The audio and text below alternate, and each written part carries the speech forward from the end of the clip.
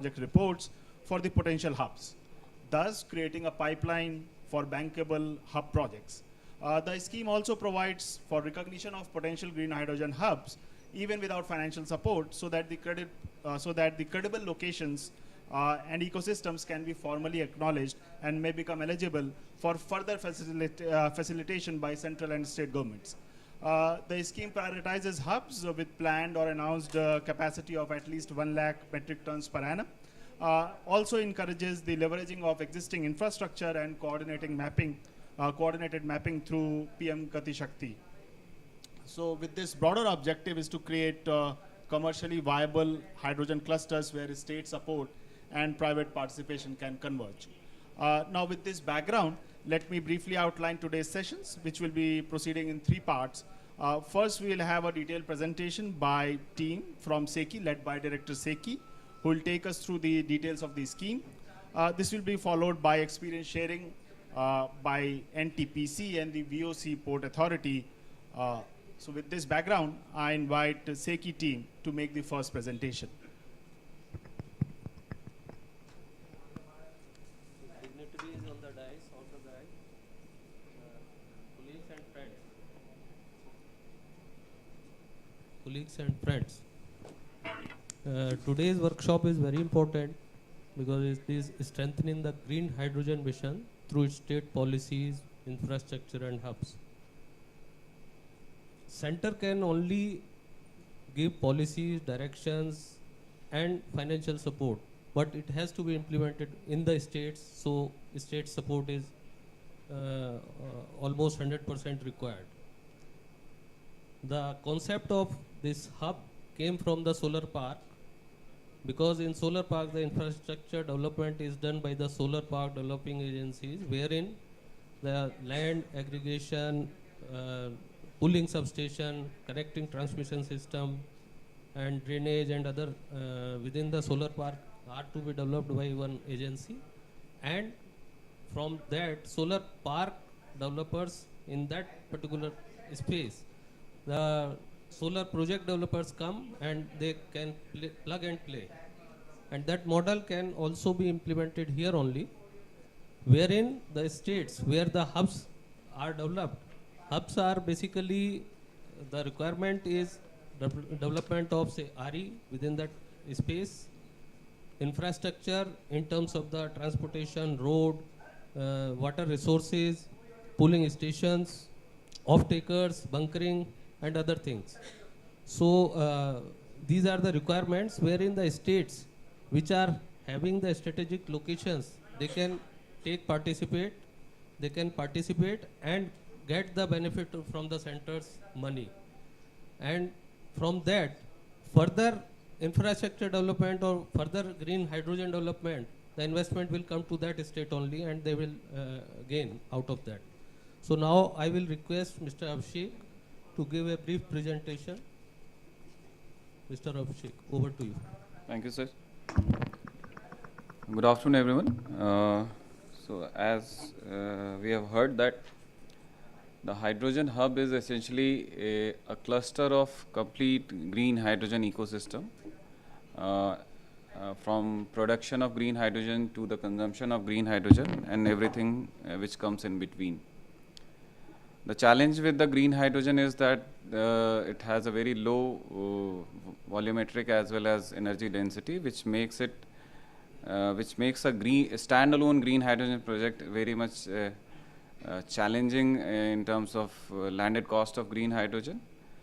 So to overcome this challenge, the logic has been built somewhere close to the the solar park concept, but I would say it is an advancement of solar park concept, wherein we have a cluster of production, storage as well as demand as well as the other logistic infrastructure like transmission, desalination plant and other civil infrastructure at one place, so that the production till the consumption of green hydrogen is made in such a way there is a very minimal requirement of transportation as well as a long-term storage of green hydrogen, which makes it costlier and unaffordable. So to bridge that gap and to cover that cost, this logic has been built. The outcome is expected to be an enhanced project viability with the scale and industrial energies across the multiple sectors. So under NGHM, the component B is dedicated for the green hydrogen hubs. There are two pathways available in the component B. I would say these two pathways are not exclusive. These are complementary pathways. The first one, what we say component B1. This is for the assistance. This is for the assistance in making the DPR for the green hydrogen hubs. The financial assistance is limited up to 3 crore per DPR. The DPRs, an application should be submitted via SECI, who is the scheme implementing agency for component B1 under NGHM. One state, a single DPR from one state is a preferred option here. Then the total CFA pool, the Central Financial Assistance pool, is close to 28 CR.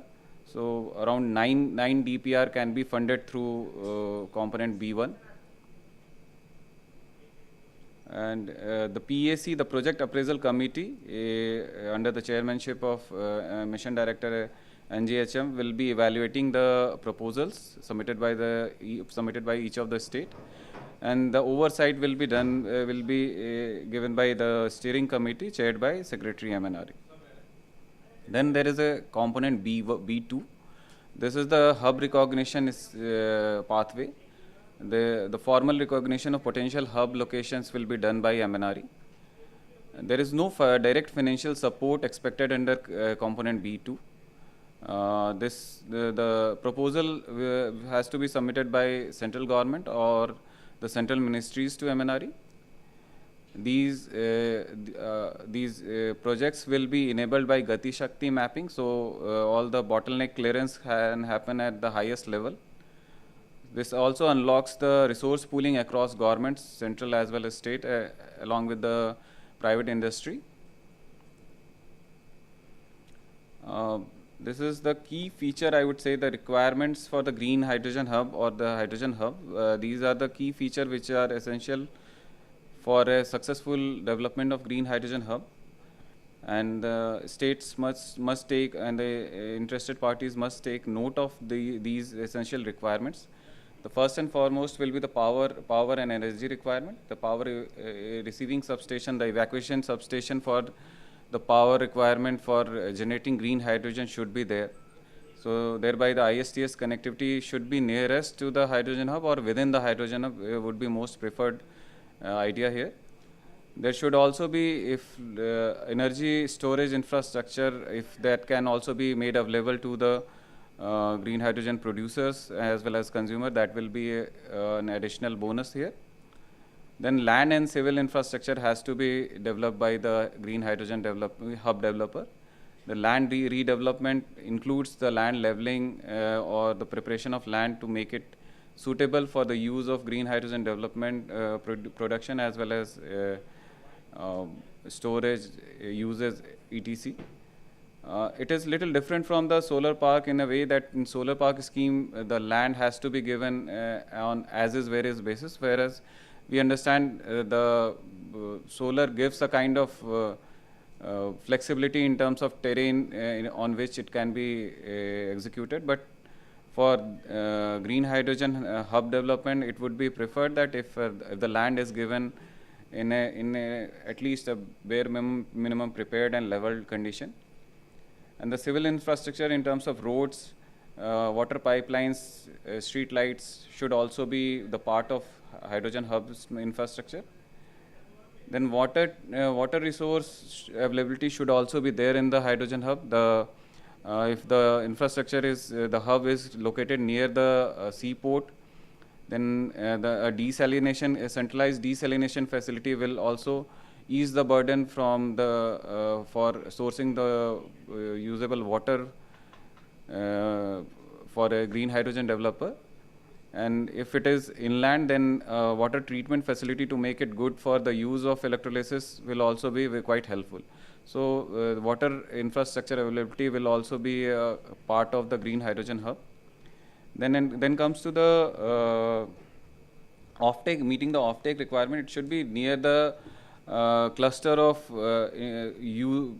hydrogen, traditionally hydrogen using industries like refineries, steel and fertilizer industries, cement plants, to anchor the demand for the hydrogen produced under the hydrogen hub.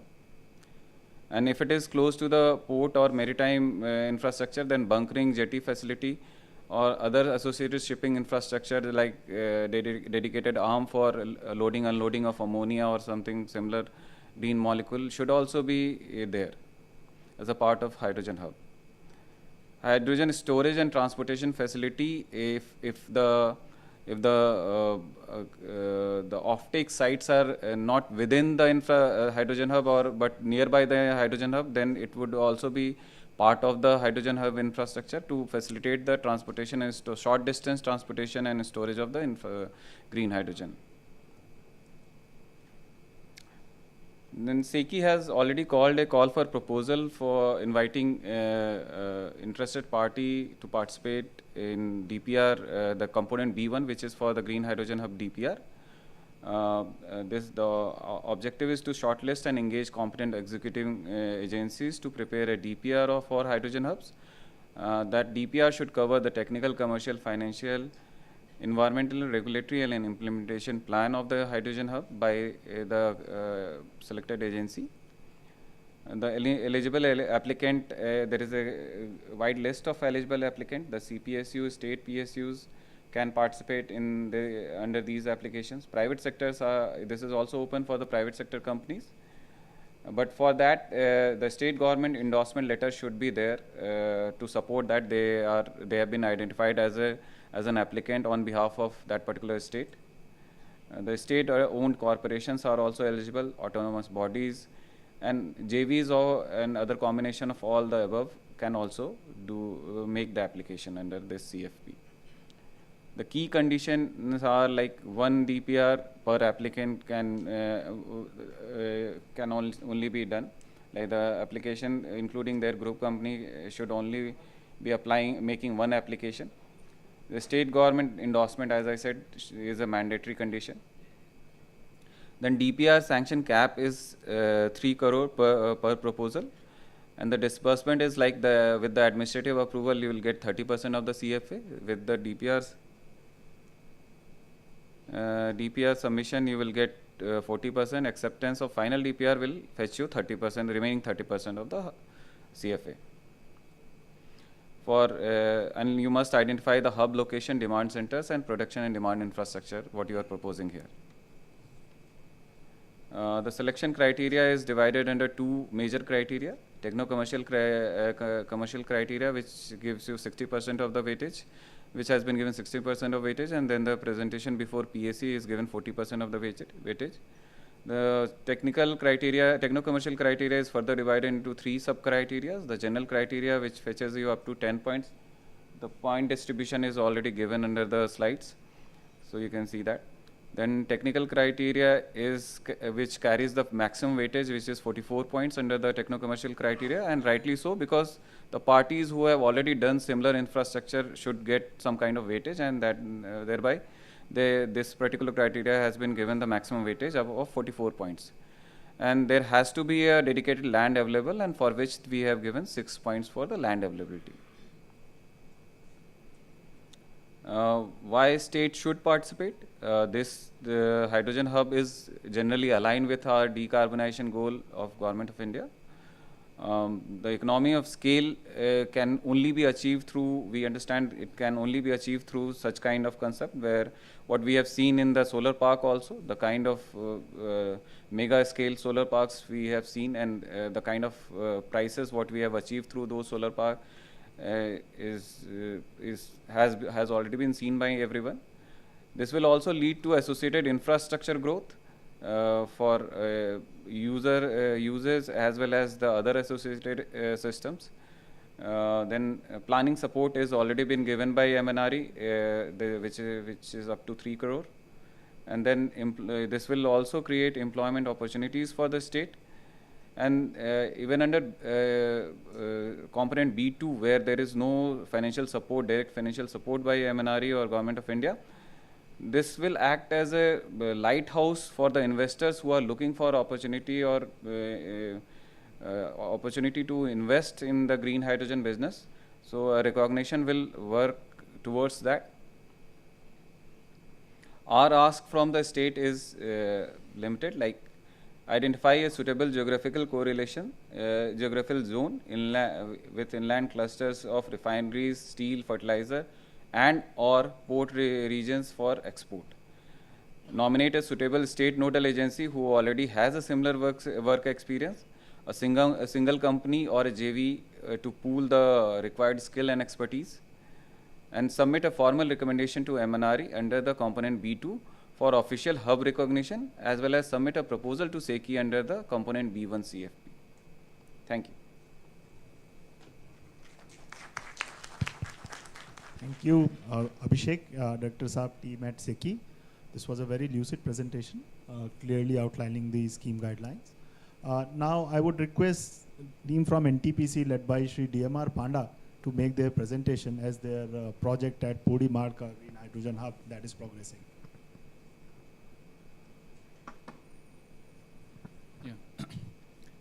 Good afternoon to all.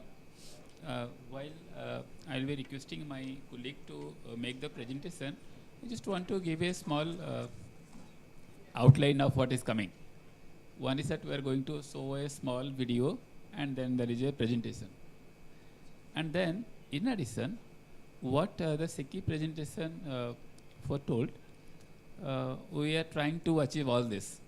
Essentially, how to make the cost of hydrogen as affordable as possible, meanwhile giving the comfort to all developers who will be putting up green chemical plants in this 1200 acres hub, all facilities what they can want, be it effluent treatment, be it electricity, be it water, be it nitrogen, be it carbon dioxide, you name it, it is there. The idea is that all the developers, which includes NTPC, the developers to focus on their core area, whereas the hub developers like we will facilitate so that India can achieve all our desired targets and we inch further towards the transition. So with this outline, I will request my colleague Rahul to start the presentation. Hello. Thank you, sir. Good afternoon to all. My name is P. Rahul. I am DGM Hydrogen in NTPC, and it's an honor and privilege to be speaking in this August gathering. I thank NTPC and MNRE for giving me the opportunity to speak. Sir, you have given the context. Now I'll be taking the audience through the presentation, and the core objective of this presentation is to showcase a template as to what can be done to create such hubs. Though this can be one of the largest in the world, but we want many more hubs to come, seeing the recent scenarios in Middle East crisis. I think this is the need of the hour.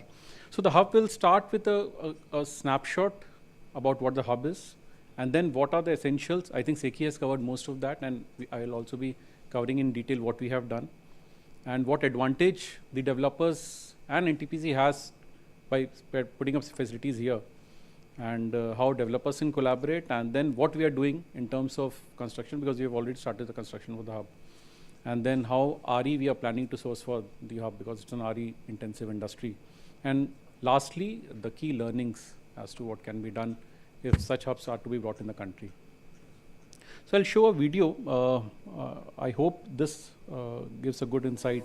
India stands at the dawn of an energy revolution, fueled by a vision as big as our hopes and as wide as our skies.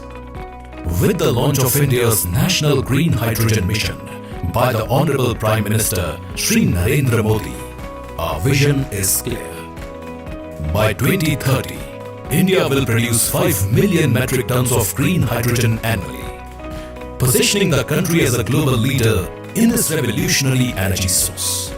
Leading this transformation is NTPC Green Energy Limited. Across the country, NTPC is already shaping the future of green hydrogen.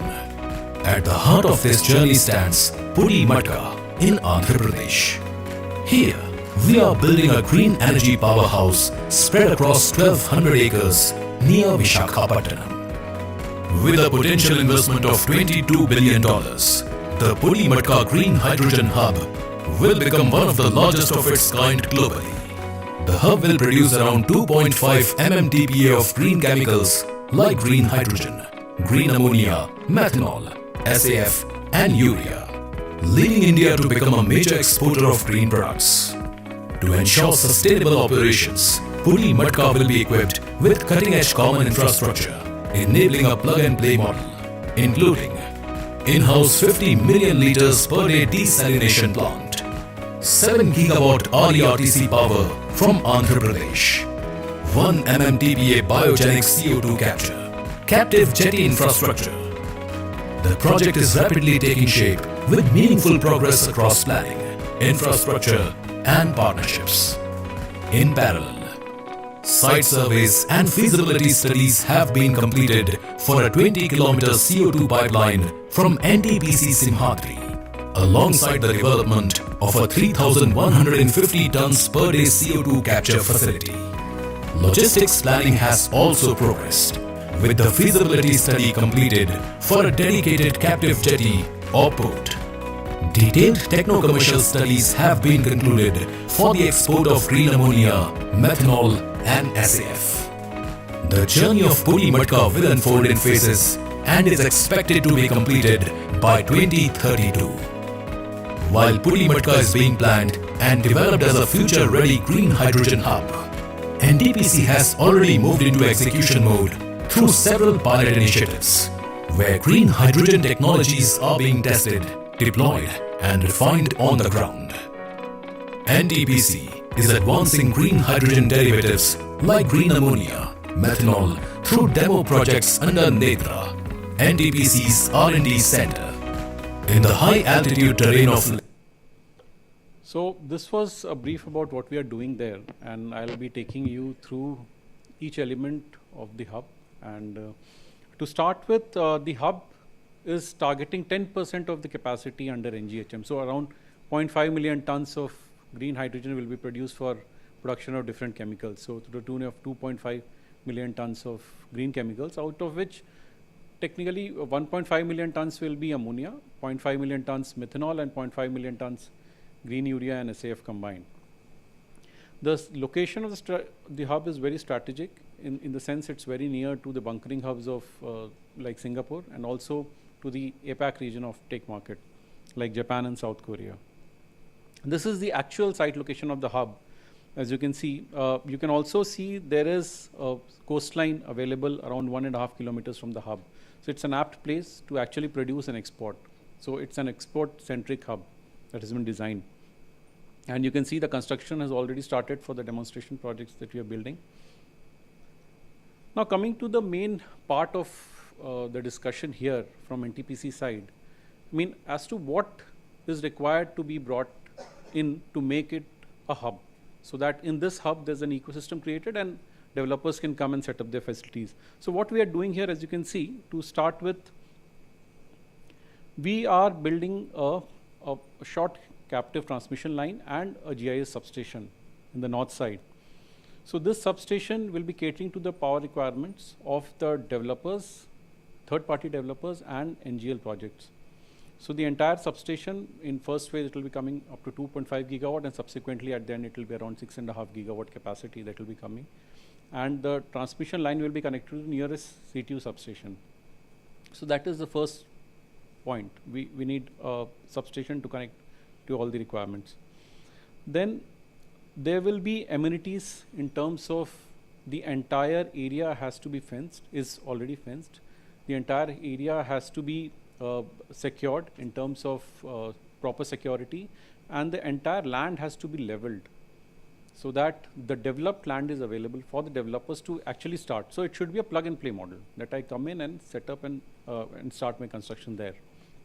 So entire initial civil infrastructure has to be taken care by the developer of the hub.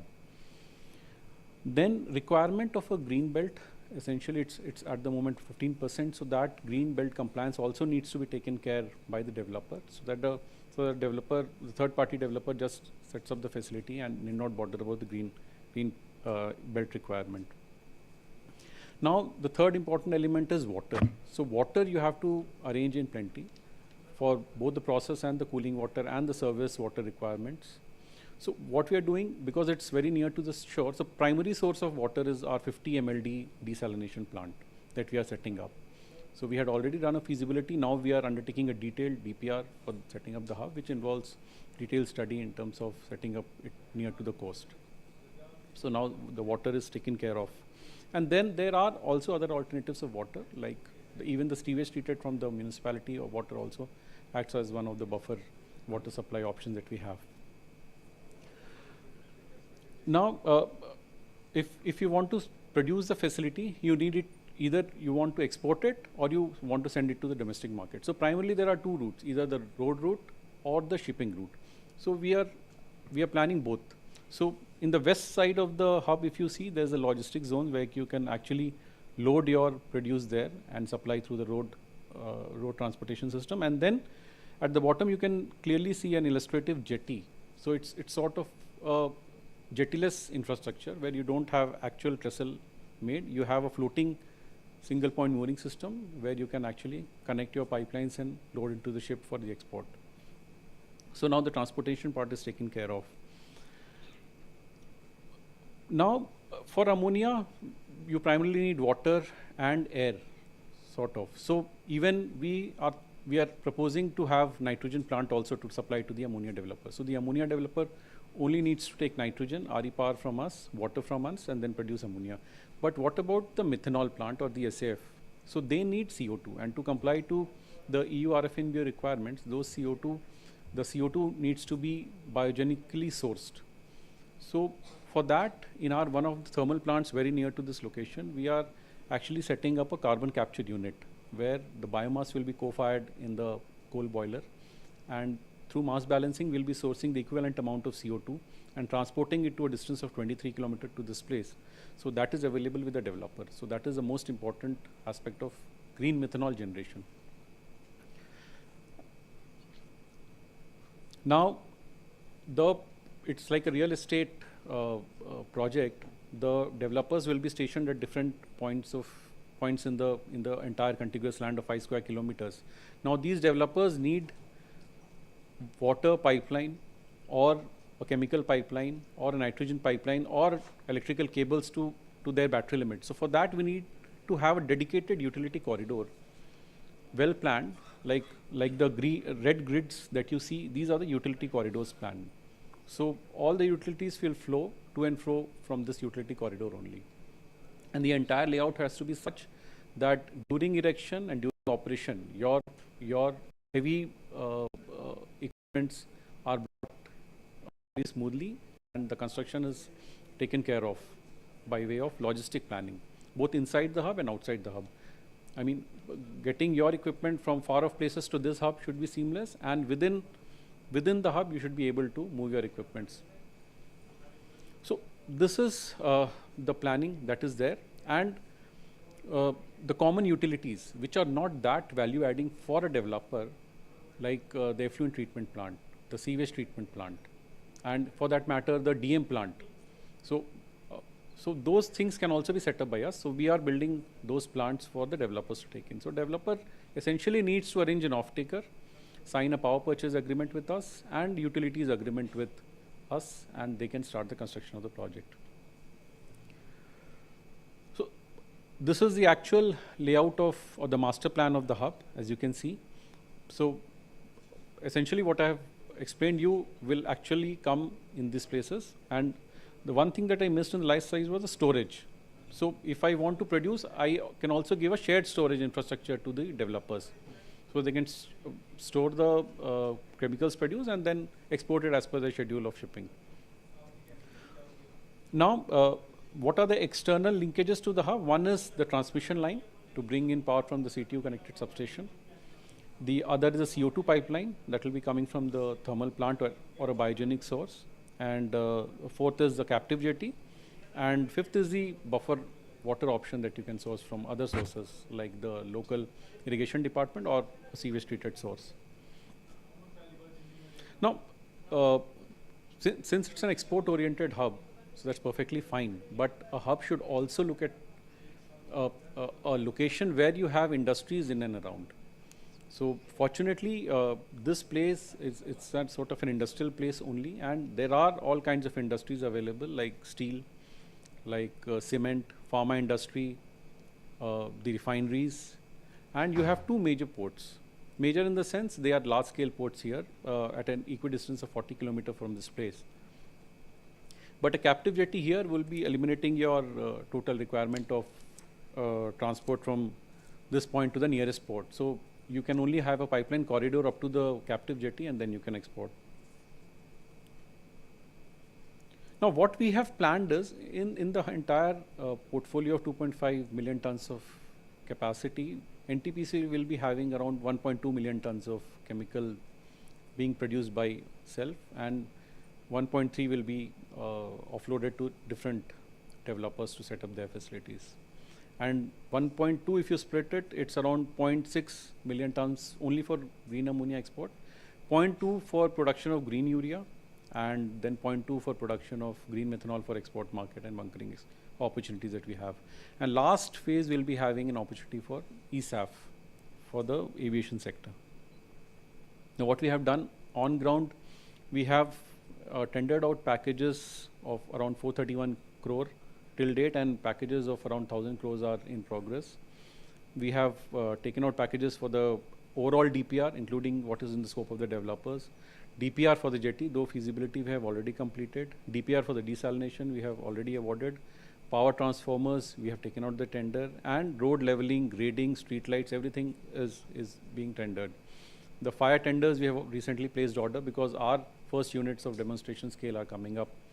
And additional capacities of 10 MLD desalination plant, GIS, gate complex, admin building, which is one of the major component of the hub, because we are also giving amenities in terms of administrative buildings, gate complex, the medical facilities, even shopping, a convention center.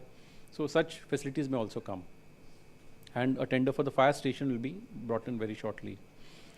Now the demonstration projects, as you had seen in the video, is for ethanol to SAF, and then to green urea. So all these packages are out.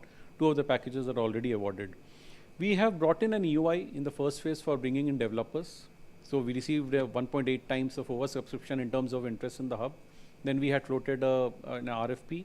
We have shortlisted 2 developers, and now we'll be floating an RFP 2 for bringing more developers. So the hub is being populated thereon. In terms of RE, now the major point is it's a hub, but you need at least 70-80 times of the same area for requirement, for RE requirement.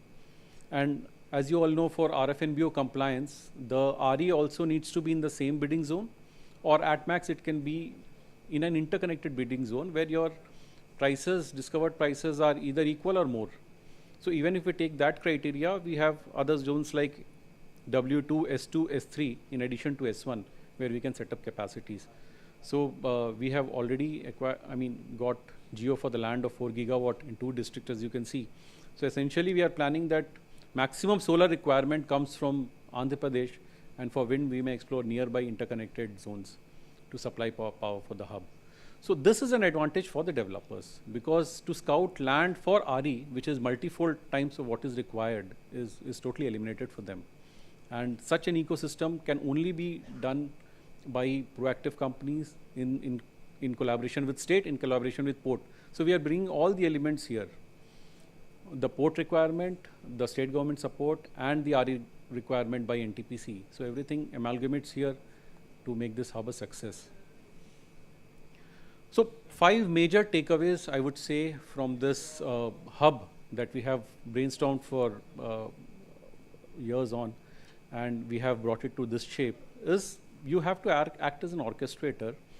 You need not go into the chemicals, because there are players in the market who are little outgoing, and they can secure offtake, and they have innovative ways of developing the project. But they will be lacking the hard part of arranging RE and land in a suitable time in the state. So that can help this industry to go, because you have to create an ecosystem like quota. Like you need to have everything. Whoever comes there have high chances of thriving. Then RERTC is the major point. So solar, wind, battery configuration, I mean a reliable supplier for that, bringing it on time to develop this hub is essential. So that is one part.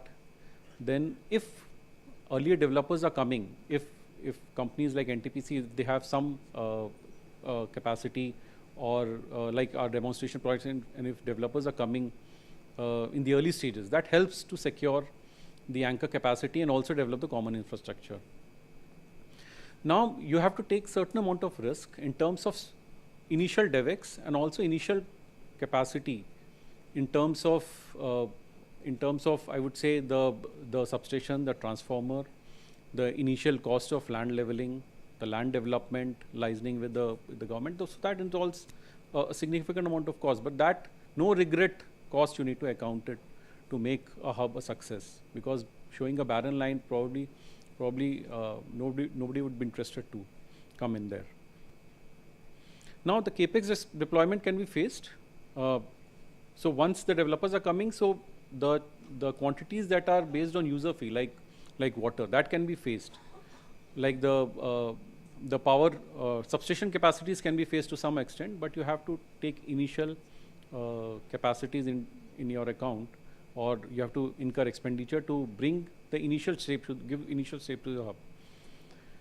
Now the policy incentives of both center and state are important.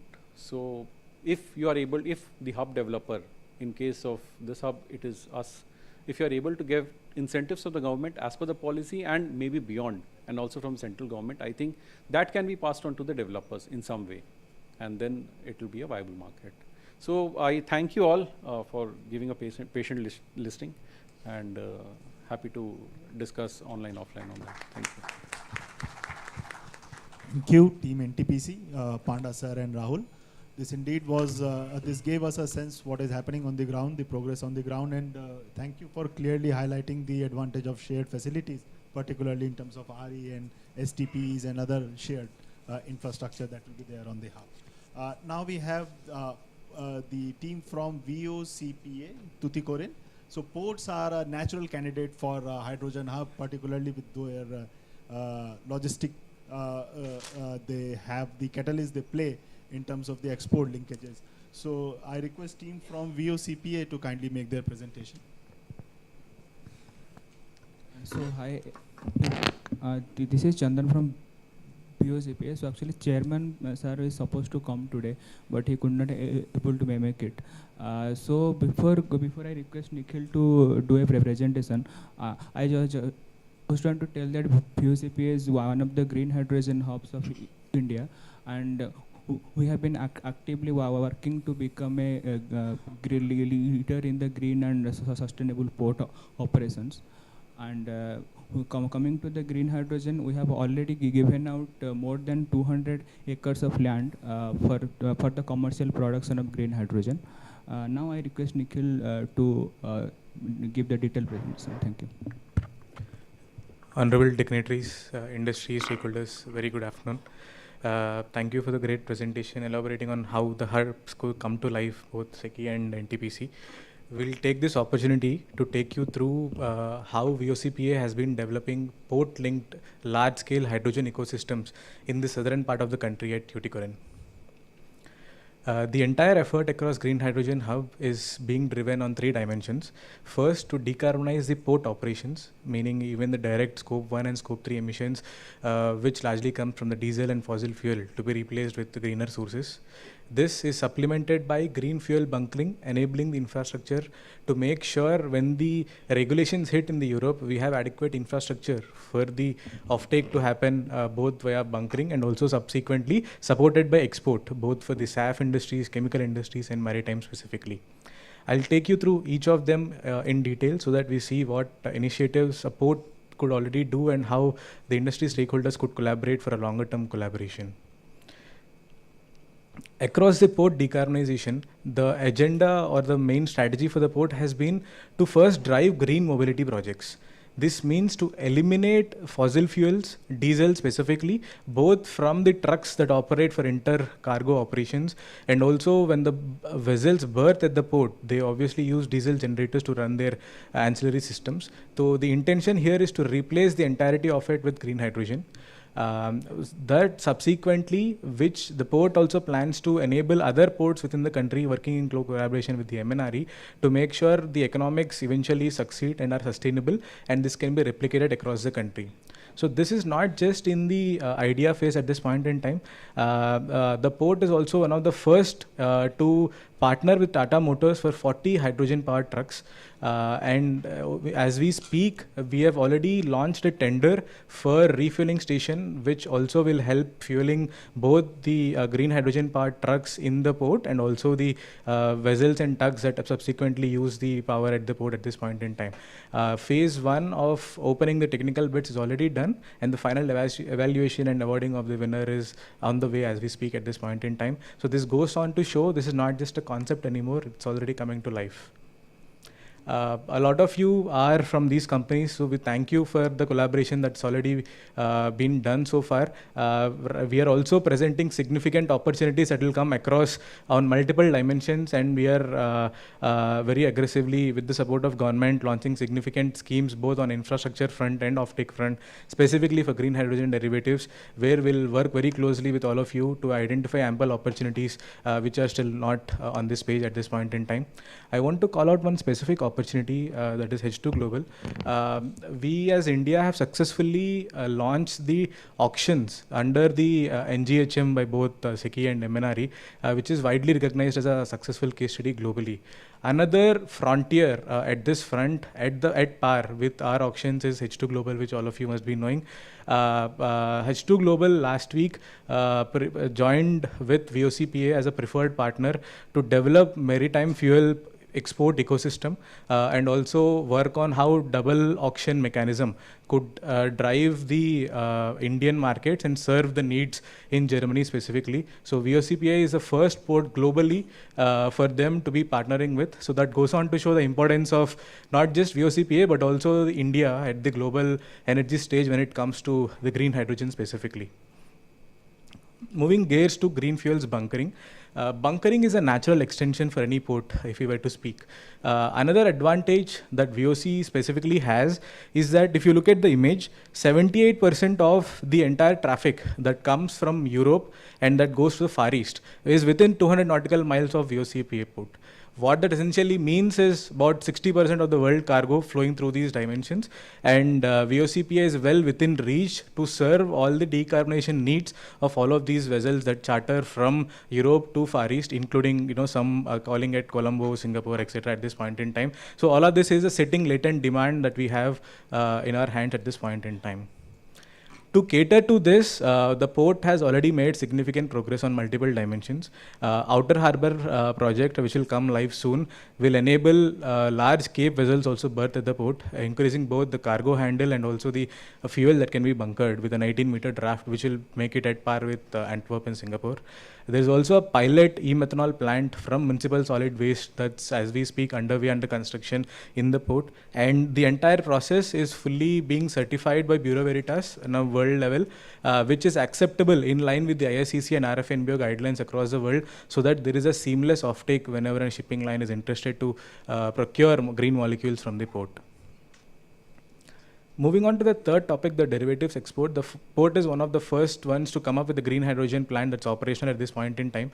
So this is a very interesting point. The state and the port are blessed with abundant availability of both biogenic and non-biogenic CO2.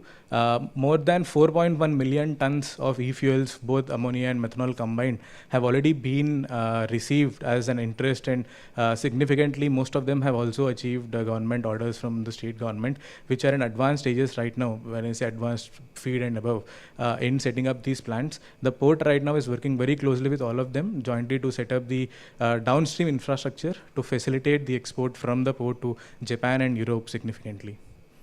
Lastly, as we speak, we just signed a 1 million ton green ammonia plant oriented towards Europe, specifically with AM Green last week under the MNRE secretary when he visited the port just 2 weeks back. So this goes on to show the momentum continuously is with the port, and the port is aggressively in the minds of all the global players at this point in time. Lastly, I'd like to close by saying, on top of all of this, we are open to multiple collaborations with the industry right now. There is ample land. It's blessed with very strong RE, which gives a very strong economic case for anybody trying to set up a hydrogen ecosystem around the port with a very strong on-ground dynamic team that the port eventually will support.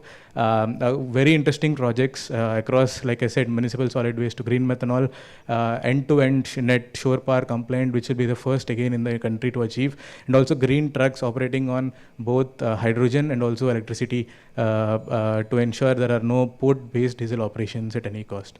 We really look forward to working very closely with the MNRE and also industry stakeholders to make sure we realize our dream of energy independence very soon, because this green fuels is a great chance for India to eventually become an exporter of energy, which all of us are looking forward to. So very happy to be here, and thank you for the opportunity. Thank you, VOCPA. Indeed, I mean, VOCPA is demonstrating leadership in the area of RE and particularly in hydrogen also. One of the projects which is funded by MNRE, the green bunkering, the green methanol bunkering project, is being executed by a VOCPA, and that is quite in advanced stage. So thank you again. Now we have the privilege of having Dr. Ranjit Kumar Pai, who is a scientist F at the Department of Science and Technology. The DST administers a scheme called HVIC, the Hydrogen Valley Innovation Center scheme.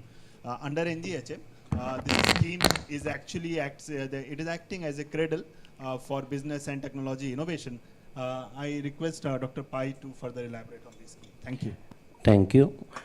Good afternoon, everyone.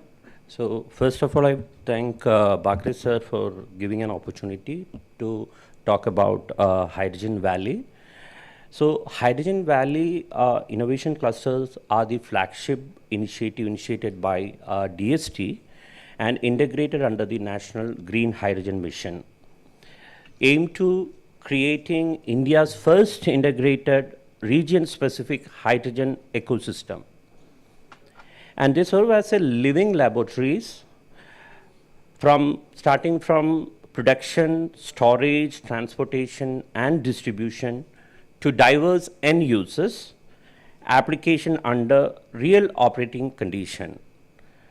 So we have funded 4 Hydrogen Valley innovation clusters across India with a total project cost approximately 485.32 crore, including Government of India financial assistance of about 169.89 crore and an industry contribution of around 315 crore. So each HVIC target a production and utilization of approximately 2 tons of green hydrogen per day. So the clusters are strategically located in 4 distinct regions of India with project aligned to local industrial strength and resource availability. So thereby demonstrating geographically relevant hydrogen application and business model. So the program enables system level validation and the entire hydrogen ecosystem, including production, storage, transportation, and refueling, distribution, and end use integration. So we have 4 Hydrogen Valley. First one is Odisha, green hydrogen for direct reduced iron and mining haul trucks. So NGHM has supported 37 crore for this valley. The second one is Pune. It is in Maharashtra, green chemical and hydrogen internal combustion engine. NGHM has supported 42 crore. Then the third one is Jodhpur at Rajasthan. So city gas distribution blending, transport application and green ammonia. So NGHM supported 36 crore. Then we have in Kerala one, road and inland water transport along with green ammonia production. So NGHM has supported 53 crore. So these are the silent features. So first is integration. Instead of working in isolation, HVAC brings together production, storage, distribution, and end-use application on a single platform. And second, I would say collaboration. It creates a partnership among academia, national laboratories, industries, startup, state government, and technology developers. So the innovation happens faster when these stakeholders work together. And third, I would say technology demonstration. So many technologies succeed in laboratory but struggle in the marketplace. So HVAC bridges this gap by support pilot project and field demonstration, helping technology progress towards commercialization. And fourth one, I would say regional development. Even Hydrogen Valley is designed around local strength. Whether renewable energy resources or industrial demand or transportation need, this create place-based innovation ecosystem that generate local economic opportunity. So what we expect from HVAC? So HVAC is expected to accelerate deployment of green hydrogen technology, reduce carbon emission, strengthen industrial manufacturing, support startup and MSMEs, create skilled jobs and attract private investment. So it contributes directly to India's vision of energy security, technological self-reliance and sustainable development. So the DST's Hydrogen Valley Innovation Cluster represent a new model of innovation where science moves beyond the laboratory, technology reaches society, and partnership create real impact. So by integrating research, industry, and policy, Hydrogen Valley Innovation Cluster has the potential to make India a global hub for hydrogen innovation. And I thank you for your kind attention. Thank you so much, Dr. Pai. The HVICs are the necessary playgrounds where the innovation, the initial innovation will be taking place, and hope the learnings will be absorbed by the hubs as they scale up. So thank you so much. We had very interesting and very pertinent knowledge sharing taking place on this panel. Thankfully, we are. I congratulate all the participants. We were very much on time. Thank you very much.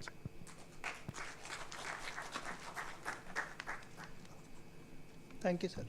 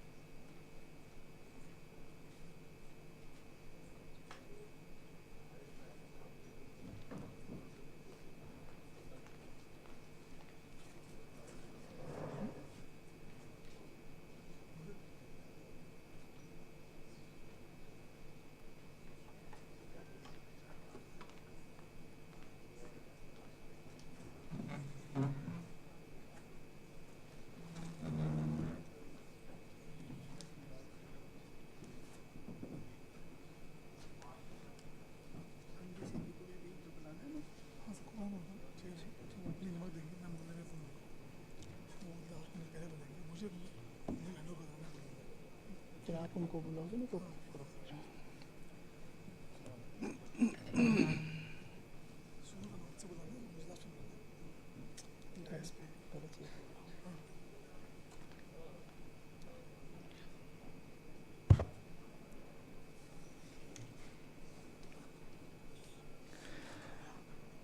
now begin session 2, the state-driven policy and enabling infrastructure for green hydrogen ecosystem. May I invite the session chair, Sri Akash Tripathi ji, Managing Director, Solar Energy Corporation of India. Thank you, sir. May I invite the session speakers, VC and MD, M. Kamlakar Babu from Andhra Pradesh.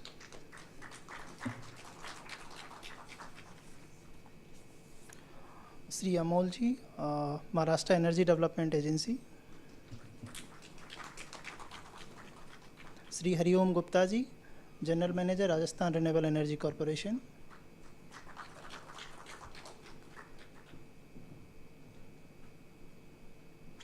Chief Project Officer from the GPCL.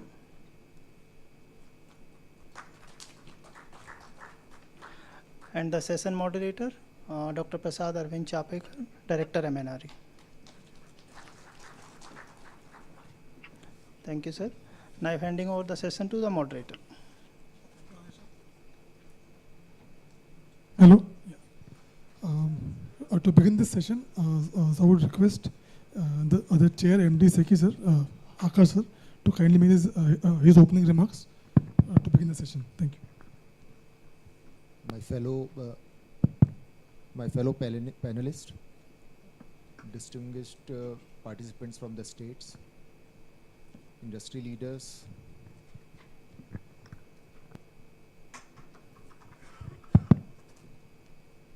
my fellow panelists, distinct participants from the states, industry leaders, various stakeholders from various ministries, ladies and gentlemen, we are entering into a very crucial discussion today. We have seen that over the years, the conversation regarding green hydrogen has moved forward significantly.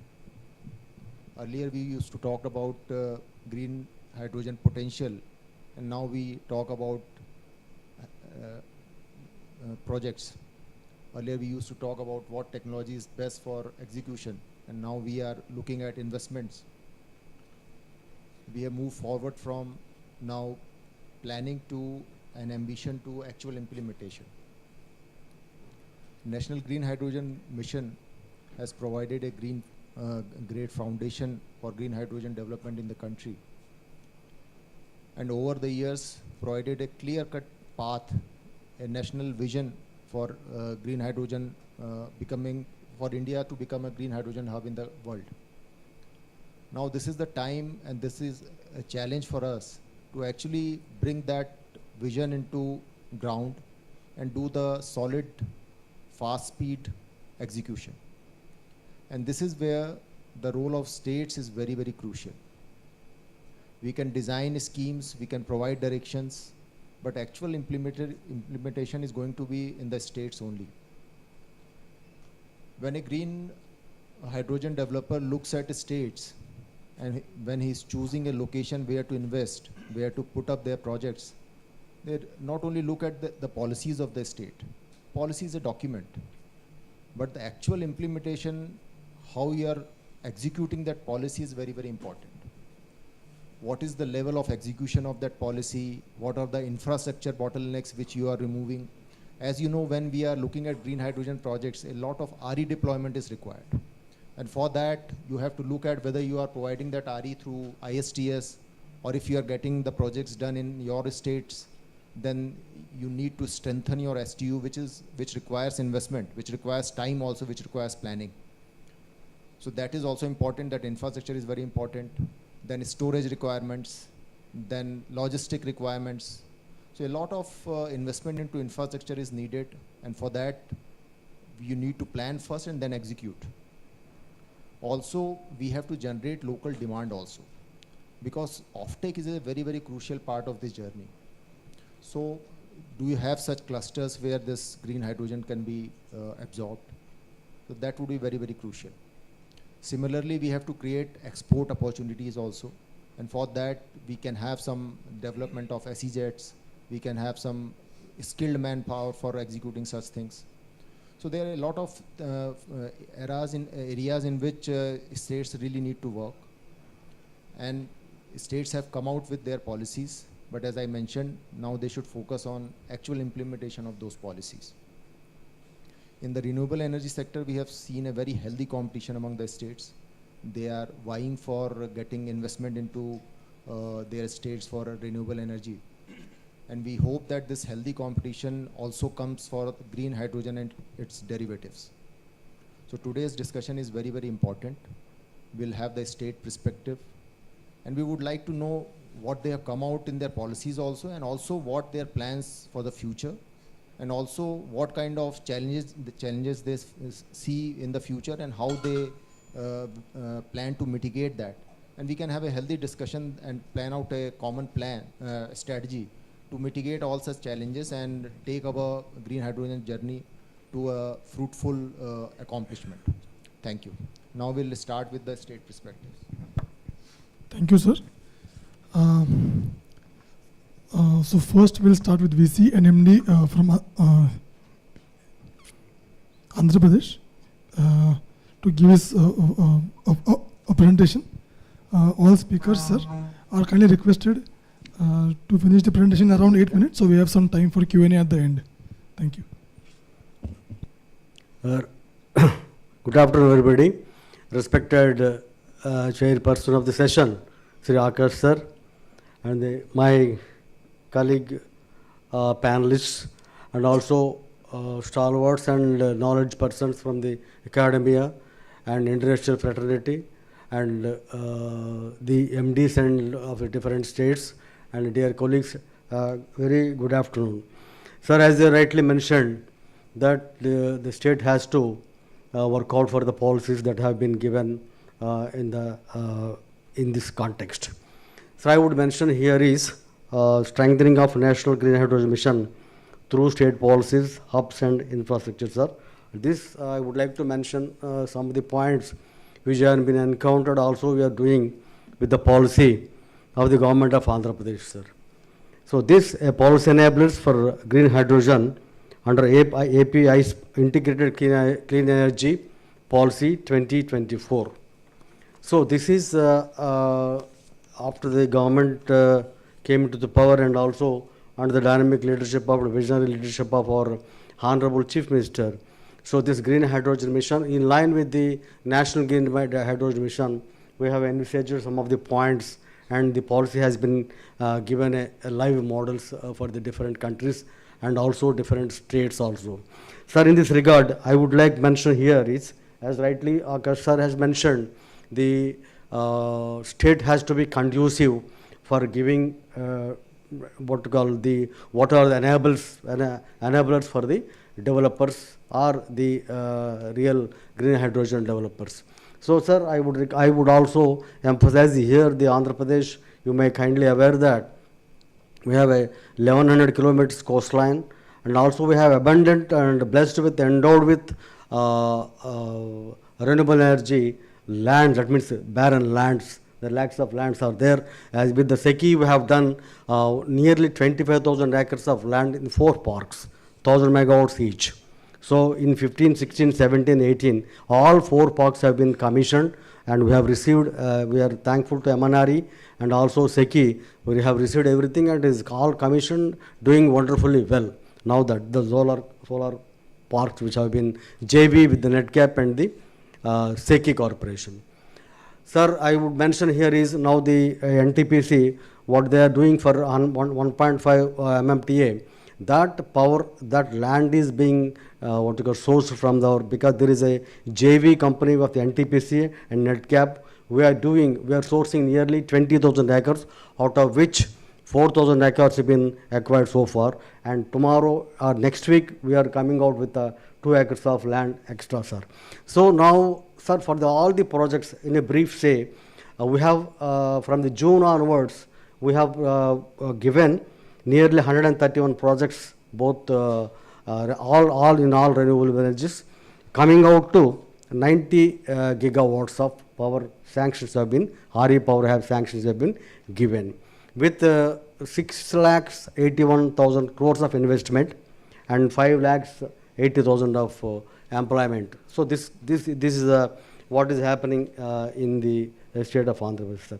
Sir, this very quickly I would like to mention over here is the APIC, in brief, there are 6 points to be discussed, 2 to 3 minutes.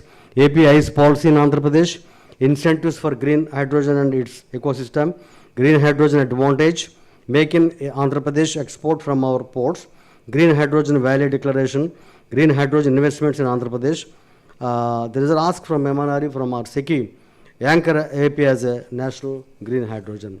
Sir, you may kindly aware that coming to the policy, sir, this is APA's policy, 160 gigawatts by 2930, where you have ambitious targets given by in line with the Vikasit Bharat and Vikasit Andhra Pradesh.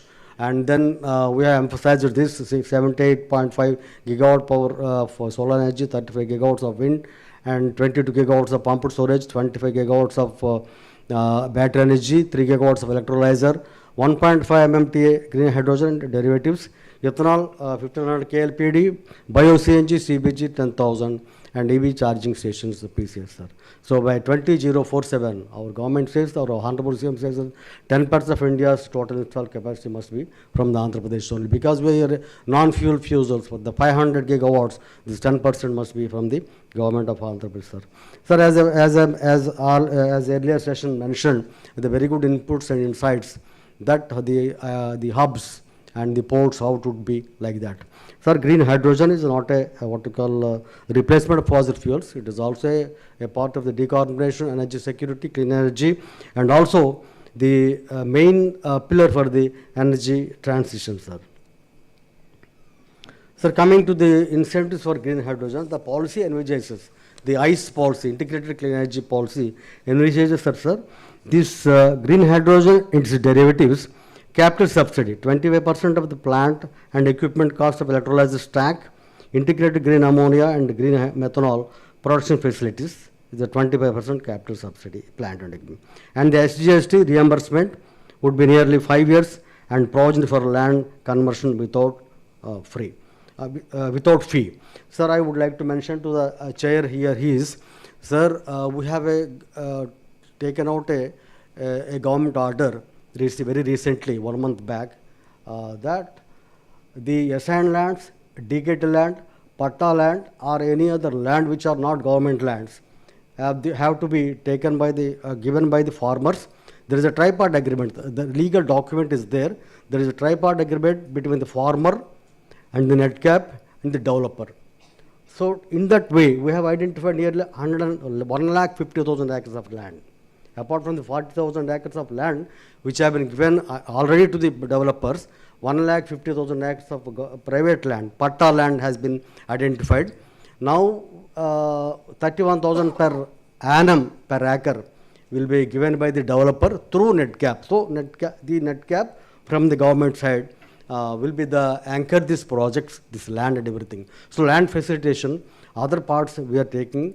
And there are issues becoming in between, but the leadership is intervening, and the CMO is intervening, and the Secretary, Special Chief Secretary Energy is intervening, Chief Secretary is intervening, and then see that they should be the RE capacity which have been envisaged, 160 gigawatts, must be in line with the Vikasit Bharat. Sir, this green hydrogen hubs, capital subsidy up to 25% of cost, up to approximately 10 crore for the infra, such as power, water, roads and government land, and the vicinity of the port of the on lease basis. Sir, these port lands are very costly. Now that this there is a provision who comes for the green hydrogen or hydrogen exports, the land is also be given on a priority basis for 1 lakh per acre per annum. Then transmission charges, electricity duty and additional surcharges. So reimbursement of 50% of ISTS charges for 5 years from COD for power procured from the RE sources up to 15 lakhs per megawatt per annum will be given for 5 years, sir. Then reimbursement of electricity duty and exemption of additional surcharge for 5 years. This is with reference to the green hydrogen and its derivatives. Coming to the electrolyzer manufacturing, capital subsidy of 25% of FCI over 5 years from COD. Then SGST and water charges, 50% of reimbursement, net SGST for 5 years and 25% exemption of industrial water charges for 10 years. And the green hydrogen hubs. Incentives under green hydrogen hubs available for electrolyzer manufacturing and provision for land conversion without fee. Power costs, power subsidy per kilowatt for 5 years, 1 rupee per kilowatt, 1 unit kilowatt hour will be given for 5 years. 100% EDA reimbursement for 5 years. Electricity duty is also being exempted for 5 years. So these are all the given the subject to the 1 crore megawatt per electrolyzer and 1.58 crore per KTPA of green ammonia and 2.25 crore per KT per green methanol, sir. This is the mainly the policy envisages that the incentives given for the green hydrogen, which is a very good enabling factors in coming how the things are being taking place in the Andhra Pradesh. Sir, as you mentioned that we have 1100 kilometers of long coastline in which the export ecosystem is lies with the 6 ports with capacity of 250 MMT, ranked second in the port value contribution. And then, sir, there are resource availability. Wind is there. Wind nearly 129 gigawatts of wind availability, out of which already 40% have been sanctioned. And solar is 228 gigawatts of solar energy is potential is there. That also been nearly 30 to 40% solar power has been also been, because sir, this is a land is available, particularly government land, and also with the dedicated land or sand land. So this is the abundance in doing the business with the RE power, because already we have given 90 gigawatts of sanctions in the recent. Most of the ISTS, that is C2U connectivity. There are nearly 11 C2U connectivity substations are coming with 71 gigawatts of power, RE power is being evacuated, including the 6 data centers are coming, 6 gigawatts of data are coming in Visakhapatnam.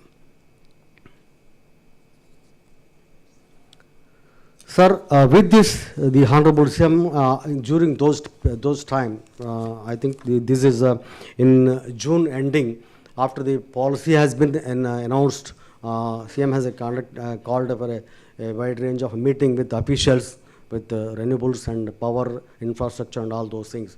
And we have declared Green Hydrogen Valley. Amaravati is the capital city of Andhra Pradesh. That declared as a Green Hydrogen Valley declaration.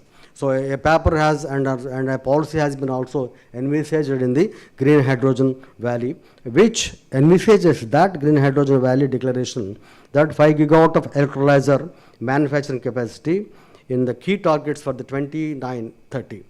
And then this 1.5 MMTA production capacity, then the reduction of the hydrogen per kg construction for 160 to 170 rupees, and 25 gigawatts of green energy corridor. Sir, you may kindly aware that there is a possible that I have Government of India, MNRE, and also sanctioned for the green energy corridor.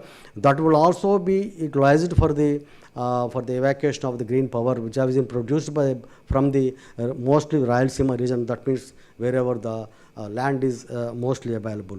And then indigenous supply chain acceleration, promotion of green hydrogen technologies, startups and innovation, R&D global collaboration. Sir, I meant into this to oversee this Green Hydrogen Valley declaration and to oversee to guide the government of Andhra Pradesh state in green hydrogen and green fuels deployment in Andhra Pradesh.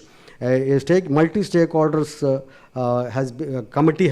advisory committee has been constituted with a view that the board have multiple working groups.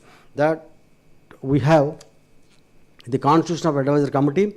A committee has been constituted in 8th October 2025, The purpose of the advisory committee is to guide the implementation of the Green Hydrogen Valley Declaration, identify best technologies for production and derivatives, testing and storage facilities, organize annual Green Hydrogen Summit at SRM University.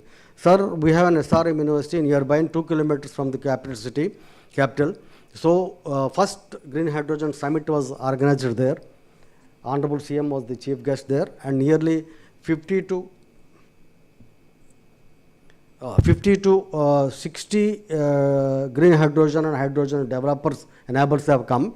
So, in that thing, the Honorable CM declared this Green Hydrogen Advisory Committee. After this committee composition, government bodies, Niti Aayog, Government of Andhra Pradesh, MNRE, and DST, Ministry of Railways, CSR, NSL, SRM University, and some of the industrial pioneers, Greenco, Renew Power, Yamuna, Arup India, iInfra, AP Angel, and Hydrogen Association of India also been part of that committee during those periods, sir.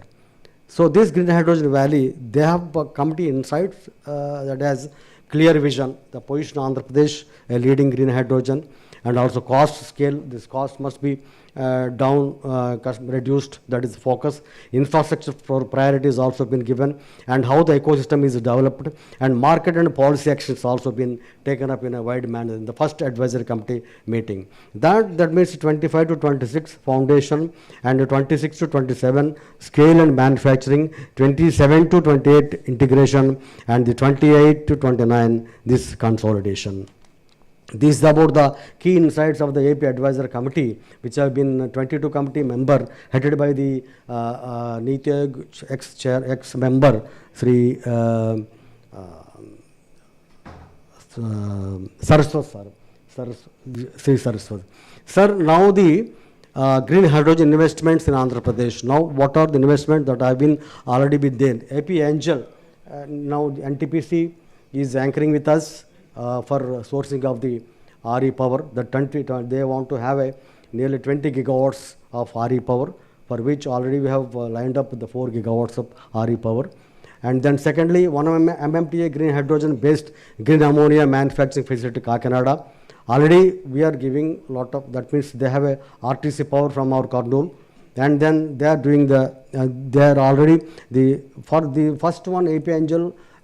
In the previous session that was inaugurated by the Honorable Prime Minister of India, and second is this Kakinada green ammonia manufacturing facility Kakinada, that was also inaugurated by the Honorable Chief Minister of Andhra Pradesh in Kakinada. And then there are some of the issues are there, and we are also every fortnightly there is a GOM which the group of ministers having 7 members, in which Mr. Nara Rokeshji is the chairman for the committee. He will review every RE project, including green hydrogen also, in which all multi-stakeholders, all government line departments and principal secretaries and chief secretary and even HODs, we also present, and we have to update the tracker and give the reasons for the delay, and also update the different activities, sir. So then there is a John Cockrell Green Hydrogen Solution, sir. They are established already. They are being establishing 2 gigawatts of electrolyzer manufacturing facility at Kakinada. Near that, this Kakinada AM Green, their Cockrell electrolyzer is also manufactured, and then that also the inauguration of equipment has also been done by the Honorable Chief Minister of Andhra Pradesh. Then again, sir, there is Yamnaco India Private Limited. It is UK and India together. They have got they made an MOU in the partnership summit. They want to 89 KTPA green hydrogen capacity at Tirupati facility, where the Krishnapatnam port will be the anchoring that any export facility is there. And recently they have given a government order for take up the issue, sir. And then apart from that, JK Srivastava and SRM University jointly, they have a skill development and center of excellence also they have formed. And that these measures high infra 8 private limited also 1 KTPA green hydrogen production at Naidupeta in Tirupati also they have established. They were given permitted for the with the GO along with the government order. Sir, additional proposals under consideration include Vary 1.2 MMTA in Kakinada and Renew Agastya Renew in Kakinada, Agastya and Srikakulam Pudimadka are nearby Molapeta, which is also port-led area, and the JK Silfra 100 KTPA and Oshar is a 5 KTPA is also being established in Visakhapatnam port, sir. Sir asks from the MNRE, that means anchor and MNRE or SECI, sir, which can also be given for hand holding for the our Andhra Pradesh state, which nodal agency NETCAP is anchoring this, sir. The AP has a national green hydrogen hub that will be anchoring Andhra Pradesh, and then this national partnership, this pilot projects, Hydrogen Valley, Center of Excellence. So this is hydrogen corridor common for the Kakinada, Visakhapatnam and this Krishnapatnam port, sir. This program support required from MNRE. The fast track standards certifications have to be for hydrogen applicants, and fund capacity building mission, and also training for the operation and maintenance also will be taken. Establishment MNRE SECI NETCAP program management unit for DPRs, pilot projects and routes and stakeholders meetings, sir. This we wanted to have a 6-point strategy, that means partnership, then corridor, infrastructure, standards, skills, and PMU will also be, we are proposing for this. I request the MNRE officials and also SECI officials to look into our request, because as I told you, we have a facilities both in the port-led facilities and also RE sourcing in Andhra Pradesh, sir. Thank you, sir. Sir, this is the list of the committee members which have been in green hydrogen mission of Amaravati Hydrogen Valley. Sir, Sri Vastavaji has to be replaced. Then Sri Sai Prasad ji, Chief Secretary, and Vijayanand, Principal Secretary, now Special Chief Secretary, Yuvraj Industry Secretary, and Malhotra President, sir, hydrogen, and then Ashish Lile, sir, and Dr. Anandan Shah, and me, myself, Dr. Sujit Pillai from MNRE, Shri Amish Sharan, and Ranjit Krishna Pai, DST, there is a scientist, is also been there. They have attended for next, they were calling for the next meeting. And JK Srivastava, some of the industries, hydrogen, green ammonia industries also have been included in this. Ram Kumar, who is also CTO for the AM Green, and Suprito Gungule, and Christopher Hebling, honorary professor from Germany, because he want to tie up with the skill center of excellence. And Sri Sachin Chaf and Professor D. Narayan Rao is a member secretary, is the executive director of SRM Universities, and DMR Panda is executive director and CEO of this Angel Corporation. This Tribhuvan Sailendra Subramanyam and Professor Sadish Kumar, sir. So this 22 member consists of this Hydrogen Valley Advisory Committee, sir. So we are looking forward for next session in September, October in SRM University only, sir. So I request the MNR officials and also MD sir Secretary to look at our proposals and giving a hand holding, because we are very much wanted to do, sir. Good afternoon, sir, Secretary, sir. So thank you very much for giving this opportunity, sir. Thank you, sir.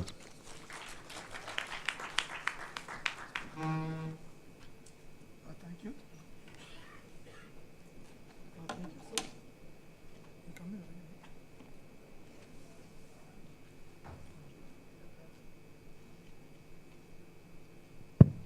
Thank you, sir, for your very detailed presentation.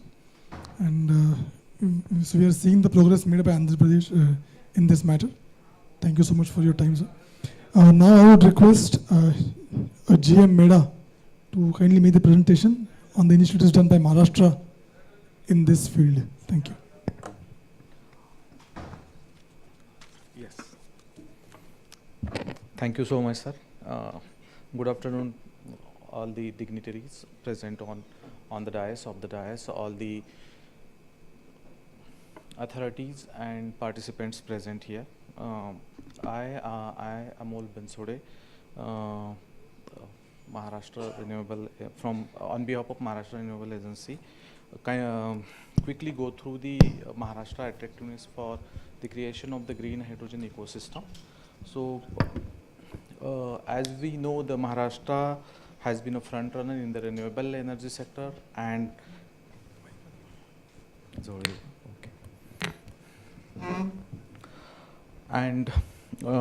committed to India's goal in being energy independent by 2047 and achieve net zero by 2017 under National Green Hydrogen Mission. Under the National Green Hydrogen, in line with the National Green Hydrogen Mission, Government of Maharashtra published Maharashtra Green Hydrogen Policy on 17th October 2023. Policy not only aims to produce 500 KTPA but also envisages to create a green hydrogen ecosystem by promoting green hydrogen production, utilization and export. This will enhance the energy security and help decarbonization of the energy and industry mobility sector. So I will quickly go through the presentation. So table of content,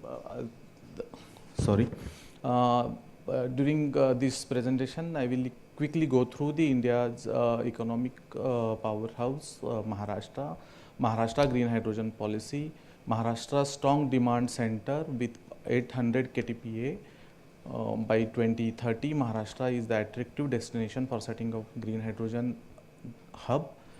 Incentive under Maharashtra Green Hydrogen Policy, Green Hydrogen Center of Excellence, Research and Development in Green Hydrogen, Skill Development for Green Hydrogen, Detailed Techno-Commercial Feasibility Study for the Green Hydrogen Port Development, and lastly, Green Hydrogen Pilot Projects.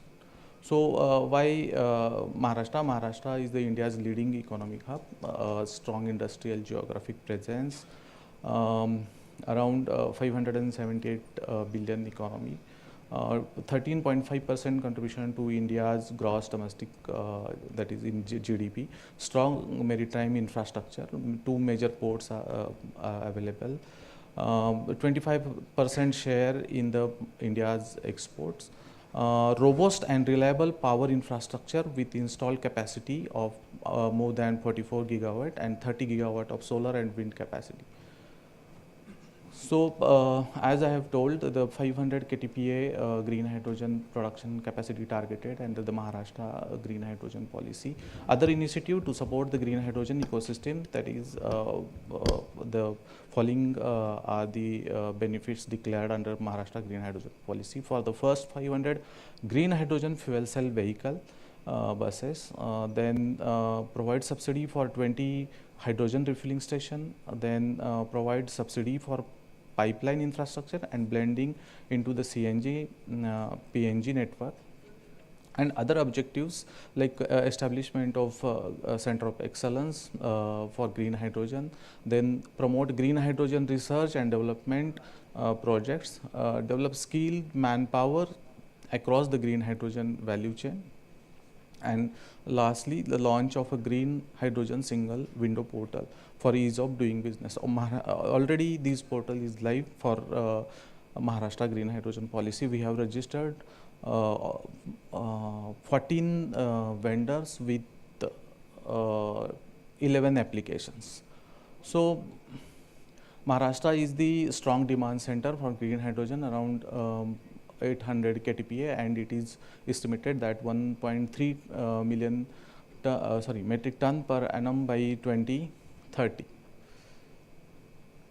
So Maharashtra is the attractive destination for setting up a green hydrogen hub because of major refineries and fertilizer industries are located near the MMR region. So we have proposed that the green hydrogen hub can be set up near the MMR, in the MMR region, Mumbai metropolitan region. So we have undertaken the hub study in collaboration with the ADB, Asian Development Bank, and technical partner Tetra Tech. The report, preliminary report has been submitted by ADB and Tetra Tech, and final report will receive soon. So in the Maharashtra Green Hydrogen Policy, There are mainly three categories of the units. One is anchor unit, which capacity, three anchor units, which capacity minimum 50 KTPA and maximum 100 KTPA. The limit is of 270 KTPA. Then small size, 15 KTPA experimental anchor unit, total capacity sealed to 30 KTPA, and non-anchor units, that is the rest of the target, that is 200 KTPA.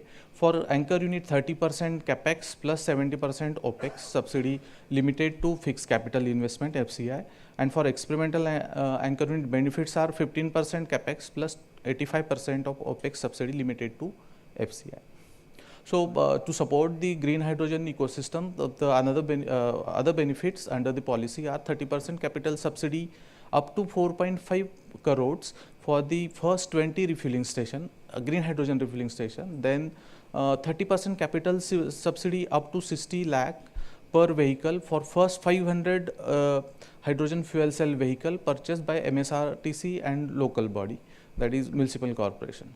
Then blending of green hydrogen subsidy of ₹50 per kg blending of green hydrogen with CNG, PNG. And lastly, the transportation of a green hydrogen through pipeline shall be eligible for subsidy to ₹2.5 CR per kilometer. So, sir, MEDA has set up a Center of Excellence. MEDA has signed MOU with National Chemical Laboratory for establishment of Center of Excellence on 29th September 2025. NCL is the renowned institute for the green hydrogen development. So, sir, under the Center of Excellence, some activities we have already done. That newsletter on green hydrogen was released in February 2026. Clean Energy Talk series was launched on 24th of March 2026 with the inaugural session on potential contribution of green hydrogen in India's energy transition by Dr. Ashish Lelesar, Director CSIR NCL. So, sir, we have undertaken some pilot project to demonstrate the green hydrogen ecosystem.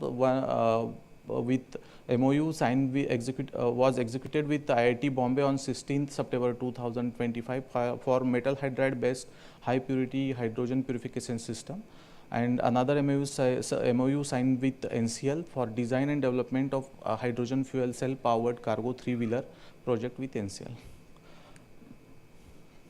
So, sir, for skill development, we have made correspondence with NSDC, National Skill Development, and MSSDS, Maharashtra State Skill Development Society. So, we have made correspondence with all the engineering colleges. In Maharashtra, there are around 1,795 colleges. In 42 colleges, already green hydrogen course included in their curriculum. And now it is expected that in coming year, all the colleges will introduce green hydrogen course in their curriculum. The total polytechnic colleges are around 552. All the colleges have introduced the green hydrogen syllabus in their curriculum in their fifth and sixth semester. And also we have worked for ITI colleges also. So, some of the important meeting or stakeholder meeting we have conducted, and training program conducted for training of trainers on the demand of the polytechnic faculties. So, sir, Bhawan is the newly upcoming port in the Maharashtra state, which has around 238 million metric ton handling capacity. We have undertaken the study with the financial assistance or with the collaboration with the Energiva. The expected outcome is a bankable green port blueprint with validate demand global partnership enabling policies and investor ready execution framework. Sir, this is pilot project. MEDA is working with MNRE to develop the self-sustainable Samruddhi Expressway mobility project. coordinated and supported by PIC, Pune International Center, and Hriday. So, sir, on the Samruddhi Mahamarg, there are we have selected 3 nodes: Mumbai, Chhatrapati Sambhajinagar, and Nagpur, where we will set up the biomass-based green hydrogen plant and HRS across the along the Samruddhi Mahamarg. So, this is from the Maharashtra. Thank you so much. Thank you. It was a very succinct presentation from Maharashtra, and which showed their intent and their policies. Next, we have GM of RRECL from Rajasthan. So I request them to kindly present their policy and the initiatives in this space. Thank you.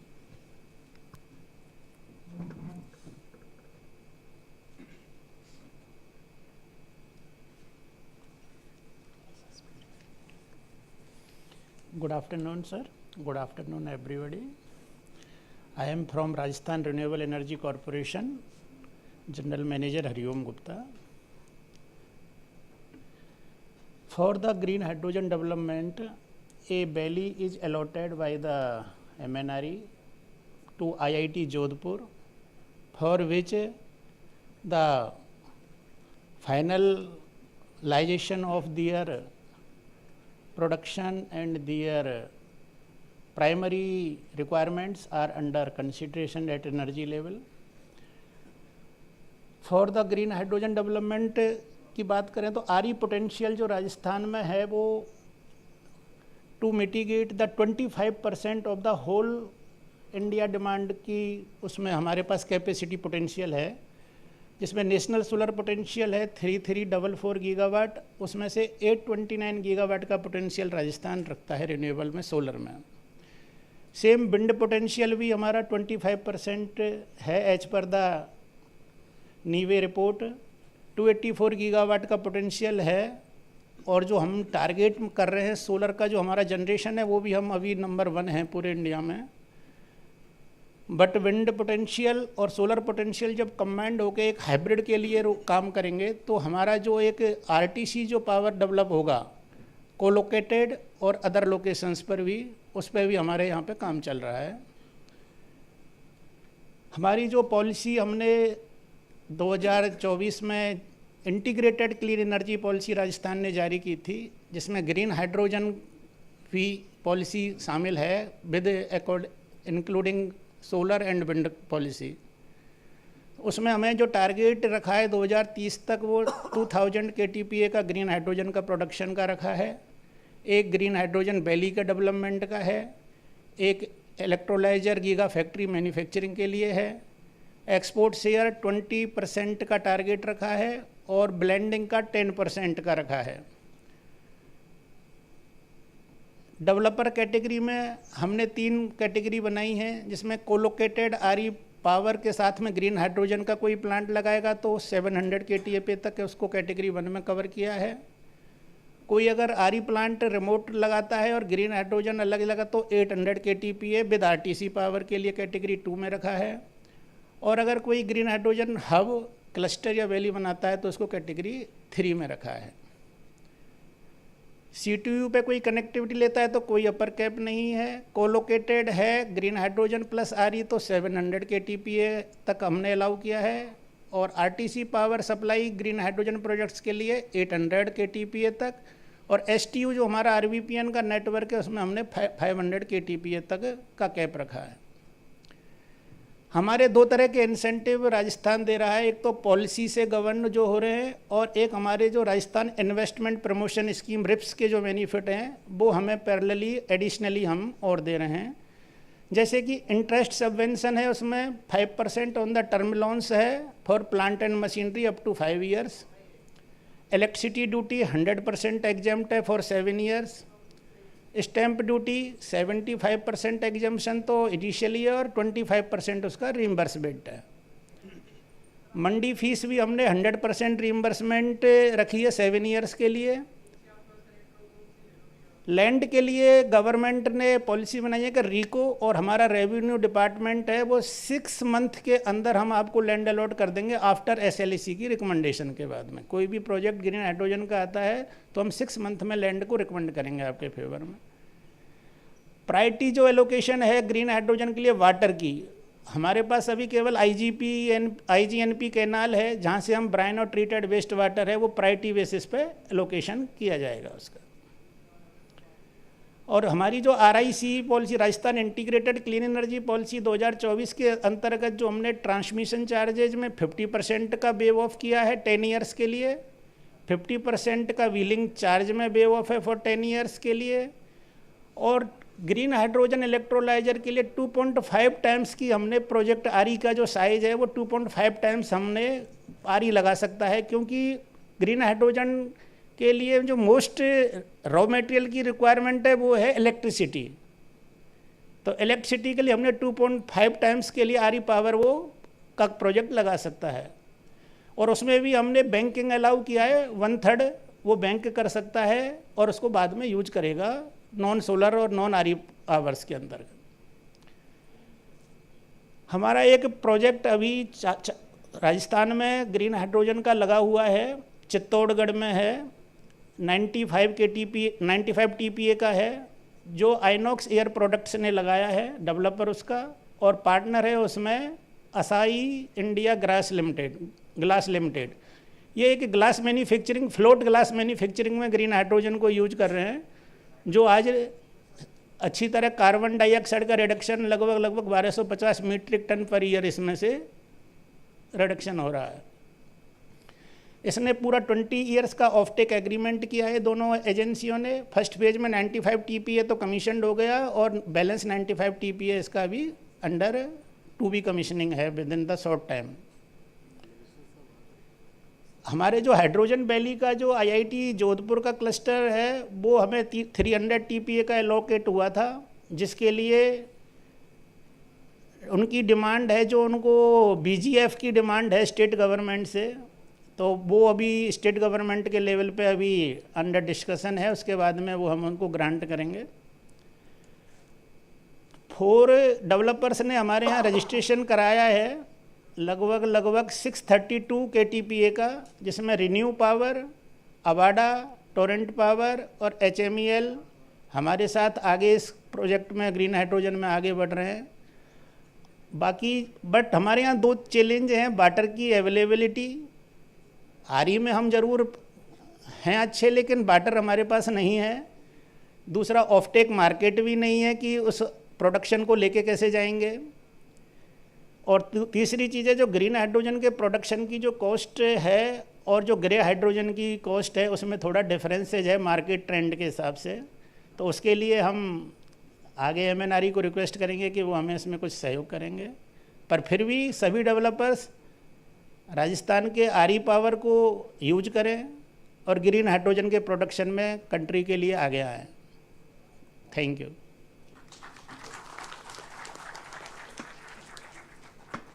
Thank you, sir. It was a very precise explanation of your policy from your state.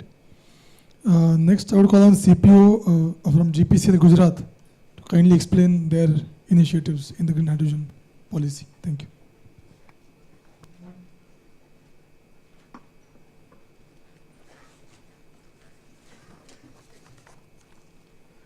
Good afternoon, sir. I'll proceed with the presentation for green hydrogen in Gujarat.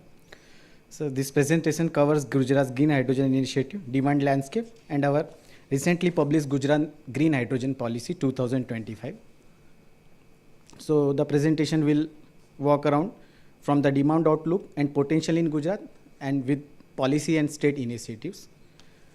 So what are the major drivers, sir, in Gujarat, sir? So basically we have the longest coastline of around 2,000, more than 2,000 kilometers. Then it had, we have the major ports, 49 major and non-major ports, and 2 main ports at Mundra and Kandala. The state has matured gas pipeline and 4 LNG networks. Large industrial corridor which pass through 23 of 33 districts, that is Delhi-Mumbai Industrial Corridor. We do have water availability in the state, and both existing and mature canal networks and upcoming desalination projects. If we'll talk about the demand, Gujarat already consumes around 1.6 million metric tons of hydrogen. That comes around 30% of India's total grey hydrogen demand. And major players are like fertilizer, that comes around 55%, followed by refineries around 25%. So the total demand of hydrogen is expected to grow by 20%. That will reach around 2 MMTPA by 2030. Our new sectors like steel, transport, gas blending will also add around 0.4 MMTPA. So currently, as most of our fossil fuel supply is dependent on import, transition it to green hydrogen could save around 10 to 15,000 crores of fuel imports. Well, when we talk about the potential demand from fertilizer industry, Gujarat produces around 81 lakhs metric tons of ammonia derivatives annually, and 90% is going to fertilizer. As we can see here, key players in this are Kripco, IFCO, GNFC, GSFC, Reliance. So total ammonia demand is around 33 lakhs metric ton, and the biggest clusters are in Hazira, Jamnagar, Kandla. They are around 13 lakhs metric ton and 11 lakhs metric ton. So now replacing grey ammonia with green ammonia is perhaps the single biggest opportunity in Gujarat. These are the snaps of recent current ongoing projects. One is shown, that is NTPC's Kavas unit, that blending around 5% PNG network. And second one is Deen Dayal Port Authority, and that is private. That is also right now producing 1 megawatt capacity and around 140 metric tons of green hydrogen annually. And there is a roadmap to achieve 10 megawatt capacity. Now, if we'll talk about the policy, state looks around policy supports. We do have 3 complementary policy creating strong foundation. Under the wasteland allocation policy, in principle approval for around 2.62 lakhs hectare has already been given to large developer for development of 100 gigawatt of renewable energy, which accounts around 4 million metric tons of green hydrogen. The recently published Viksit Gujarat Industrial Policy, which has been published just 2 days back, also supports green hydrogen and electrolyzer as one of the 21 thrust sector. The integrated RE policy, which was published during 2025, that also supports solar and wind as primary energy sources for hydrogen production.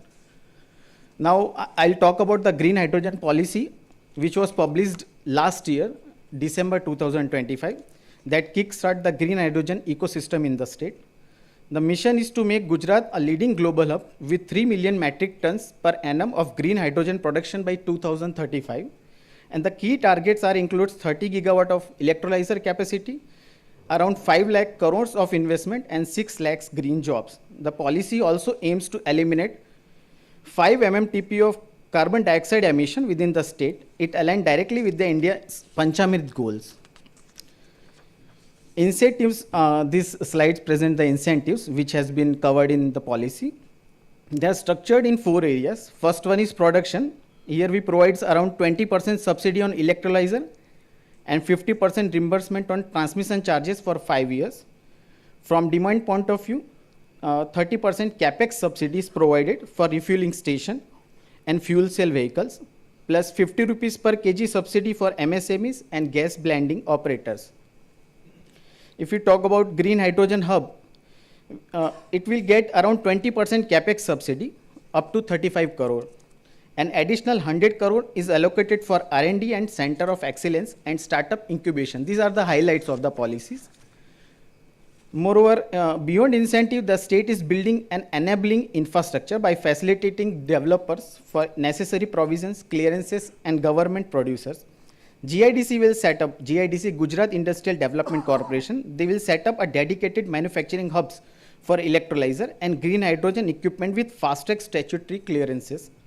R&D support includes Center of Excellence and partnership with academia and industry. Specialized Skill Center will offer hydrogen technician certification and plant operating training. So the policy also focus on reskilling fossil fuel worker and promoting gender inclusion. These are the highlights of ongoing activities. Implementation of green hydrogen initiatives actively underway on multiple fronts. An expression of interest has been prepared to identify the potential green hydrogen developers, and RFPs being finalized. A single window portal is being built to streamline the approvals. A center of excellence is being set up to drive the innovation, and coordination for deploying green hydrogen buses in municipal corporation is also underway.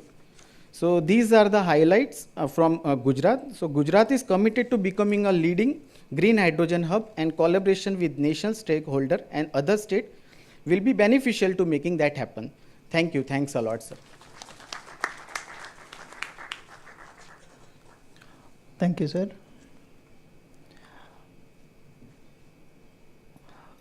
May I now invite the chair of this session, Sri Akash Tripathi ji, Managing Director, Solar Energy Corporation of India, to deliver the concluding remarks. I think we had a very good presentation from all the four states, and they are at various stages of, I think, implementation. If you talk about AP, we can see that there's a very well thought out policy. They have looked at all the aspects for the green hydrogen ecosystem development, starting from the land, various kind of capex subsidies, the demand creation, the port development, the export opportunities, and skilled manpower development. So I would say that they have come out with a very good policy, and they are also working diligently towards implementation of that policy objective. For Maharashtra, they have also come out with a policy, but I think it is at the initial stage at this point of time, and they need to move firmly forward so that they can implement their policy to the execution level. They have some good potential also. They are the economic power hub of the country, and definitely for the industrial decarbonization and also for maritime activities, especially for the green methanol or other potential, they should work towards development of green hydrogen to that end.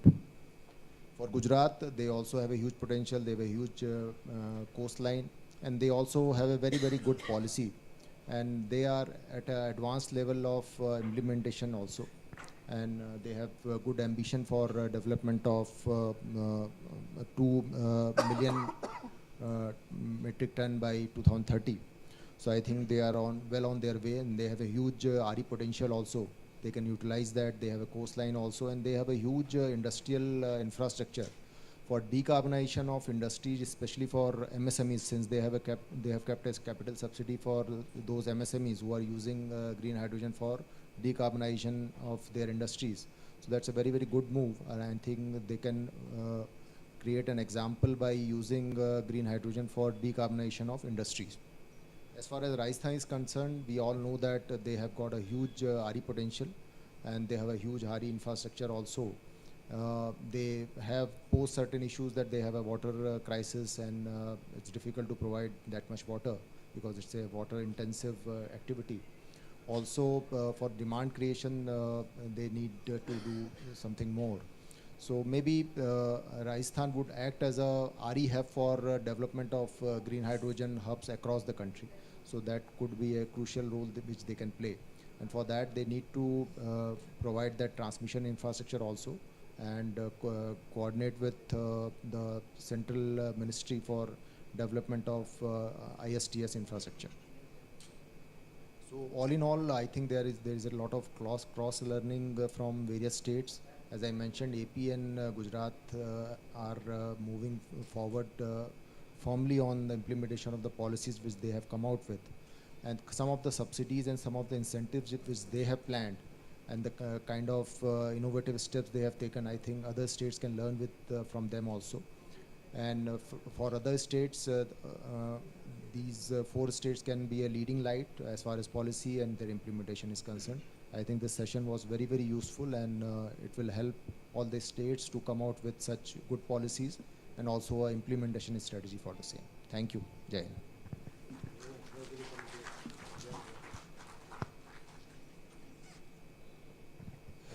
Thank you, sir. Now, I would open the floor to any questions from the audience. If you have some, okay. I'll just ask GM Meda to make a submission.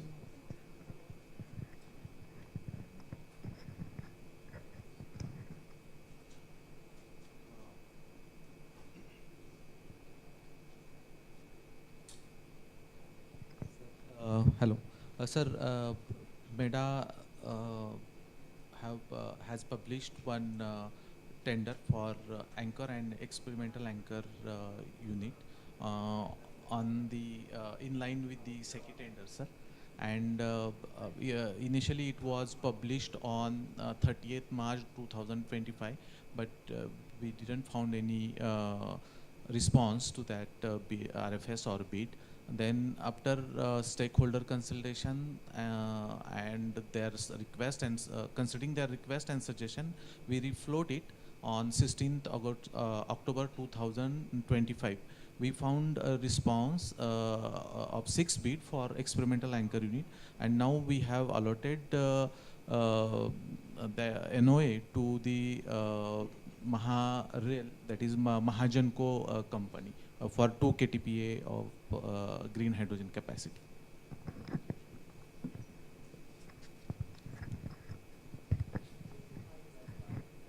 Thank you, Meda, for the information. I believe we have more such in the offing. So I leave the floor open to the audience now. Can you please raise your hand and Rajesh, mic then I'm open.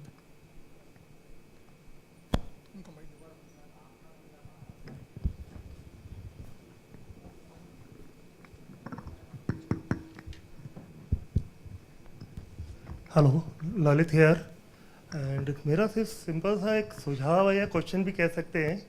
मैं पिछले 15-16 सालों से green hydrogen के ऊपर individually work कर रहा हूँ और मैंने बहुत अच्छा प्रोग्रेस कर लिया है इंडिविजुअल एक्सपेंसेस पे, जिसमें मैंने green hydrogen LPG and ethylene near about 70 rupees kg के ऊपर पीओसी कंप्लीट कर चुका हूँ. टियर लेवल 4 कंप्लीट हो चुका है. ठीक है, कमर्शियल वाइबल है.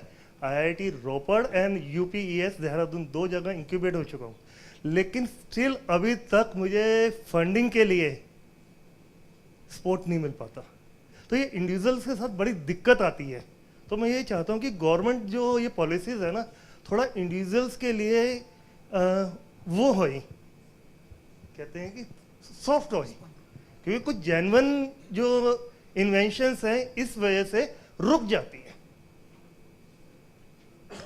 तो मेरा यही है सिंपल सा सुझाव कह लो, क्वेश्चन कह लो, जो आप कुछ कर सकते हैं. कोई जवाब देना चाहे दे सकते हैं. यू आर राइट दैट जो भी हमारे गाइडलाइंस है उसमें इंडिविजुअल्स नहीं है. You are right, because the point is that the companies can run forever और फॉर लॉन्ग टाइम. इंडिविजुअल्स आज है no, we have also face some cases of not so pleasant experiences. That's why वो company insist करते हैं. But yeah, maybe. Sir 2 patents हैं, 16 साल हो चुके हैं. सर कर दिया है वहाँ पे, टाइम टेकिंग है वो भी.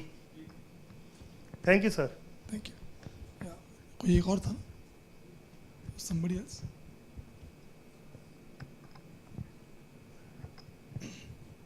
Sir, if there's somebody, I want to ask a question to actually all the states who have come here. We have seen one from MEDA, but I want you to also kindly explain. So the policy is one thing, but the rules, the guidelines which enable the people to take incentives are the next step. So could you, all of you, please elaborate on the status of the guidelines or the procedures which companies or other needs to follow to get the incentives? Thank you. Yes, sir. This is purely, in the policy has been written that after commission of the project. So the commission of the project, suppose if you, Andhra Pradesh government want to give 1 crore rupee, over a period of 5 years it will be disbursed. Right? And then there is no net worth fees or something like that. You can simply choose the location, get an application, and then get it scrutinized with the DPR, and therefore you will have to pay some application fees, some sanction fees like that. It goes to a committee, scrutinized committee, and after that it goes to SIPC, State Investment Promotion Committee. After that it goes to SIPB. It is state that is chaired by this is chaired by Chief Secretary. The SIPB Promotion Board will be chaired by the Honorable CM. Then GO.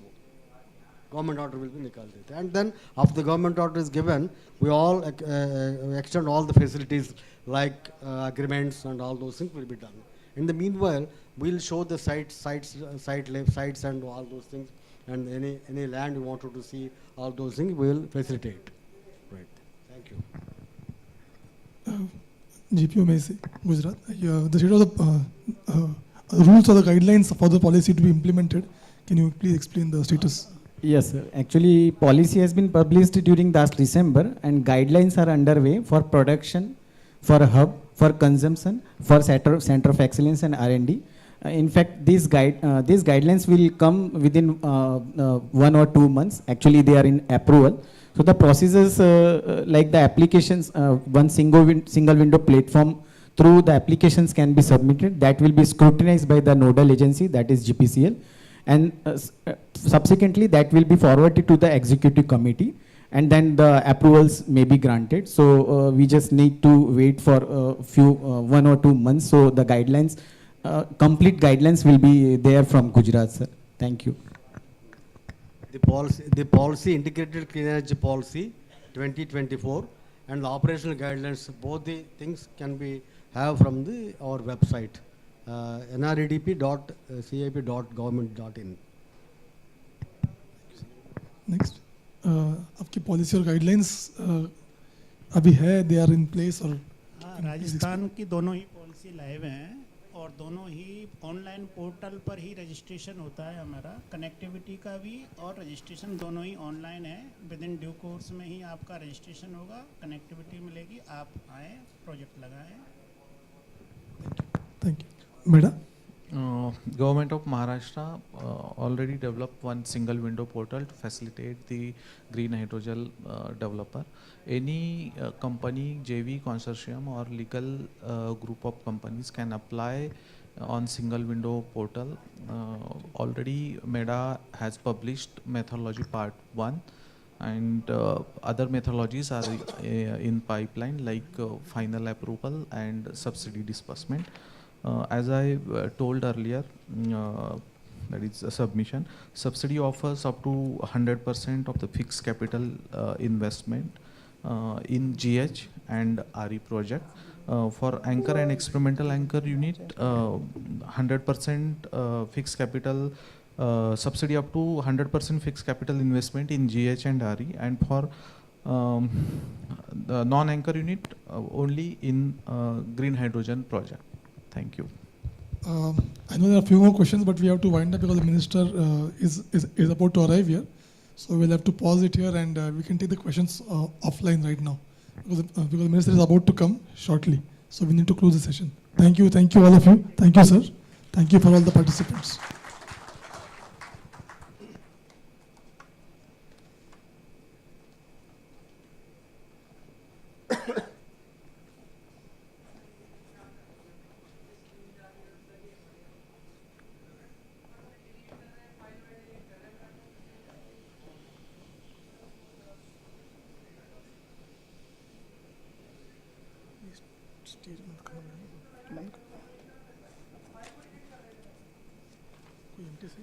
हाँ करवाते हैं।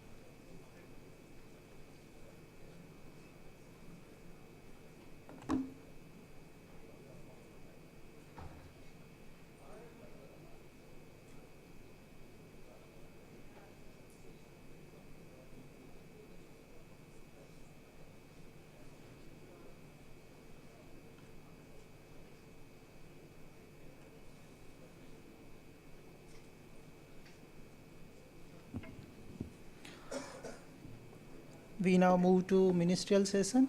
माननीय मंत्री महोदय हमारे बीच आ चुके हैं, कुछ ही क्षण में वो सेशन को ज्वाइन करने वाले हैं। आप सभी से विनम्र अनुरोध है, कृपया शांति से अपनी जगह पर बैठ जाइए।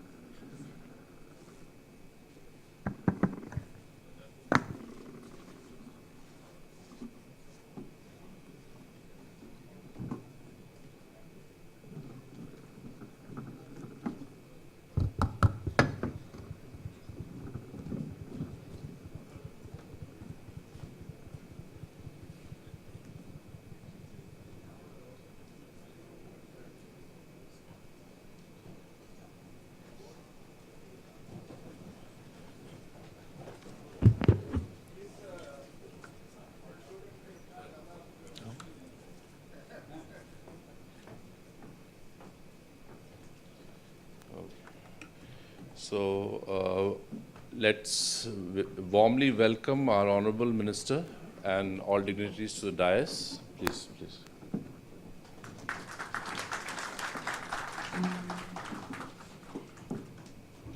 So, MD Grade Co. Is this? Yes. So,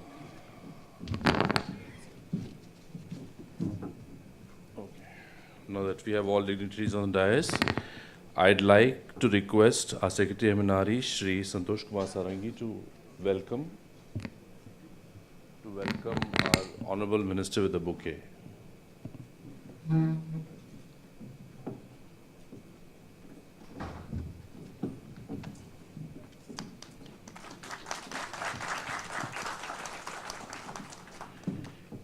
And now I'd like to request our Mission Director, Shri Abhay Bakre, to deliver the welcome address.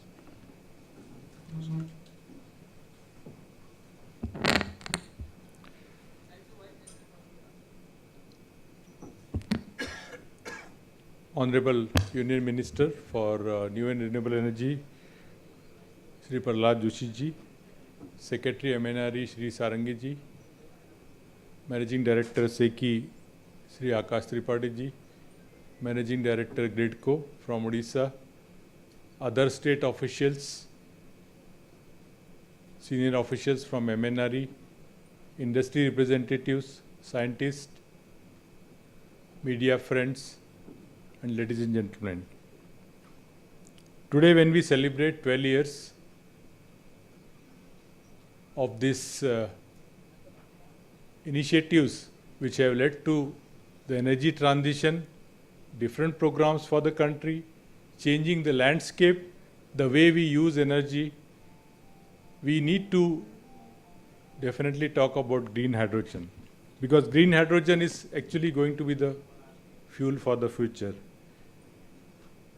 So today we are actually discussing, sir, key aspects of how to scale up, कैसे green hydrogen को आने वाले 5 से 10 साल में कैसे बढ़ाएंगे. The mission has been launched by the government, but we have huge challenges, not only in terms of technology, not only in terms of capacity, but also actually creating different infrastructure. In this regard, sir, today's workshop was actually meant to connect the different industry stakeholders and also the state representatives. ऐसे राज्य सरकार जहाँ पर green hydrogen has a huge potential in the coastline, those areas where the green hydrogen can be absorbed by the industry, the renewable energy can be produced, such as Rajasthan, Gujarat, Karnataka. If these states come forward based on their initiatives, based on their policies, and also some more local efforts in terms of providing land, water, other infrastructure, this will go a long way in creating the capacity what we aim for by 2030 and beyond. Sir, इस विषय में सभी राज्य सरकार से यहाँ प्रतिनिधि आए थे. इसके अलावा sir, the other thing what we are planning, instead of focusing on the entire country, we want to start with major areas where we can create hydrogen hub. Hydrogen hub का मतलब है कि you can create a capacity for production, you can create handling capacity, storage capacity, we can also create export capacity in the form of jetty or port infrastructure, and also any other kind of infrastructure which is required. So इस दिशा में sir 5-6 hub हम पहले ही identify कर चुके हैं. We also want to at least identify few more hubs in the potential zones where the states and the industry can come together. If we are able to push these 8 to 10 hubs in next 2 to 3 years, our export potential will be enhanced by many fold. And sir, there are many export agreements, contracts are underway. काफ़ी industry ने agreement sign कर लिए हैं, कुछ pipeline में है. So these hubs will actually become also hubs for exporting the green hydrogen derivative. The last point I want to say that जो आज की सिचुएशन है पूरे वर्ल्ड में एनर्जी से related, everybody is looking forward for green hydrogen as a fuel which can actually help them have a energy security. Not only in a country like India, but there are many countries who have now seriously thinking of promoting green hydrogen derivatives so that they can create their own capacity. India definitely has an advantage to become leader the way we are moving ahead. Today we are expecting a new initiative which will be launched very soon by our Honorable Minister and the industry which is waiting. About a year ago, Honorable Minister launched the Green Hydrogen Certification of India. Only few countries in the world launched such an elaborate certification scheme. Today we will go one step ahead. The industry is waiting for, after 1 year of consultation, how to implement this scheme in a very, very effective and seamless manner. The portal has been developed. Industry has seen that portal. They have seen the demo for all this portal, and this portal will be very soon will be available for all industry to take advantage. This will greatly help in defining their hydrogen derivative, whether it's a green hydrogen or green ammonia, green methanol, to be certified as green and will be available for their consumers without any further clarification or any doubt for that. So this portal will be very helpful for the industry in doing their business in a much, much easier manner. Even there are very, very few countries who actually have this direct portal. Most of them work through different certification agencies. And there will also be a special announcement. I will not disclose here now. But with this, I once again welcome all of you, especially the industry leaders and the state representatives who have come here to attend this workshop. But most important, we are able to communicate with each other what are the state policies and how the industry can take advantage of this particular workshop and create much higher capacity in different parts of the country so that this green hydrogen ecosystem can be advanced as per the time-bound manner and as per the targets. Thank you so much.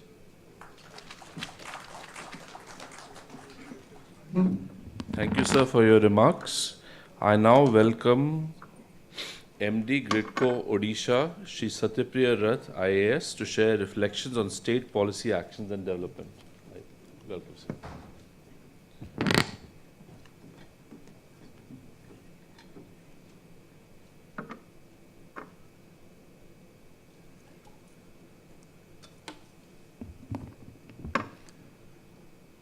Honorable Union Minister, New and Renewable Energy, dignitaries on the dais and off the dais, ladies and gentlemen. So far, actually, 4 states have already made a brief presentation on the policies they have for green hydrogen and derivatives. I am going to present the policies and the progress of different projects within that policy in my state, and what are the hubs and what are the steps the state is taking. So to start with, let me first introduce my state's mineral reserves. Basically, Odisha is very rich in mineral reserves. Coal contribute to about 25% of national reserve. Iron ore about 1/3 of national reserve, and bauxite almost 60 to 70%. Manganese, nickel, almost 90-95%. So why it is significant? Basically, because of huge coal reserve, we have significant quantum of thermal power, and that is going to continue for some time. So when we look at going for renewable energy, we cannot actually immediately substitute those thermal generation with RE power. Basically, whatever we add, we can actually vouch to add RE so that the contribution of RE keeps on increasing within the overall portfolio. And because we have significant quantum of iron ore reserves, we have quite a number of steel industries, and we produce almost 40% of national steel production in the state. Why it is important in this context? Basically, that can generate huge demand for green hydrogen.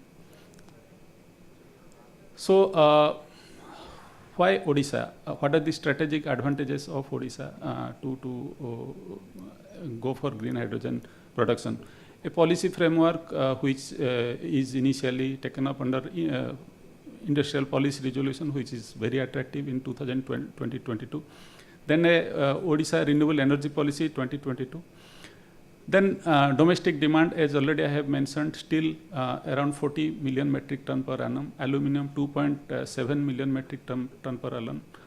And IOCL has a very big refining plant of 15 million metric ton per annum, and a significant ammonia requirement for agriculture purposes.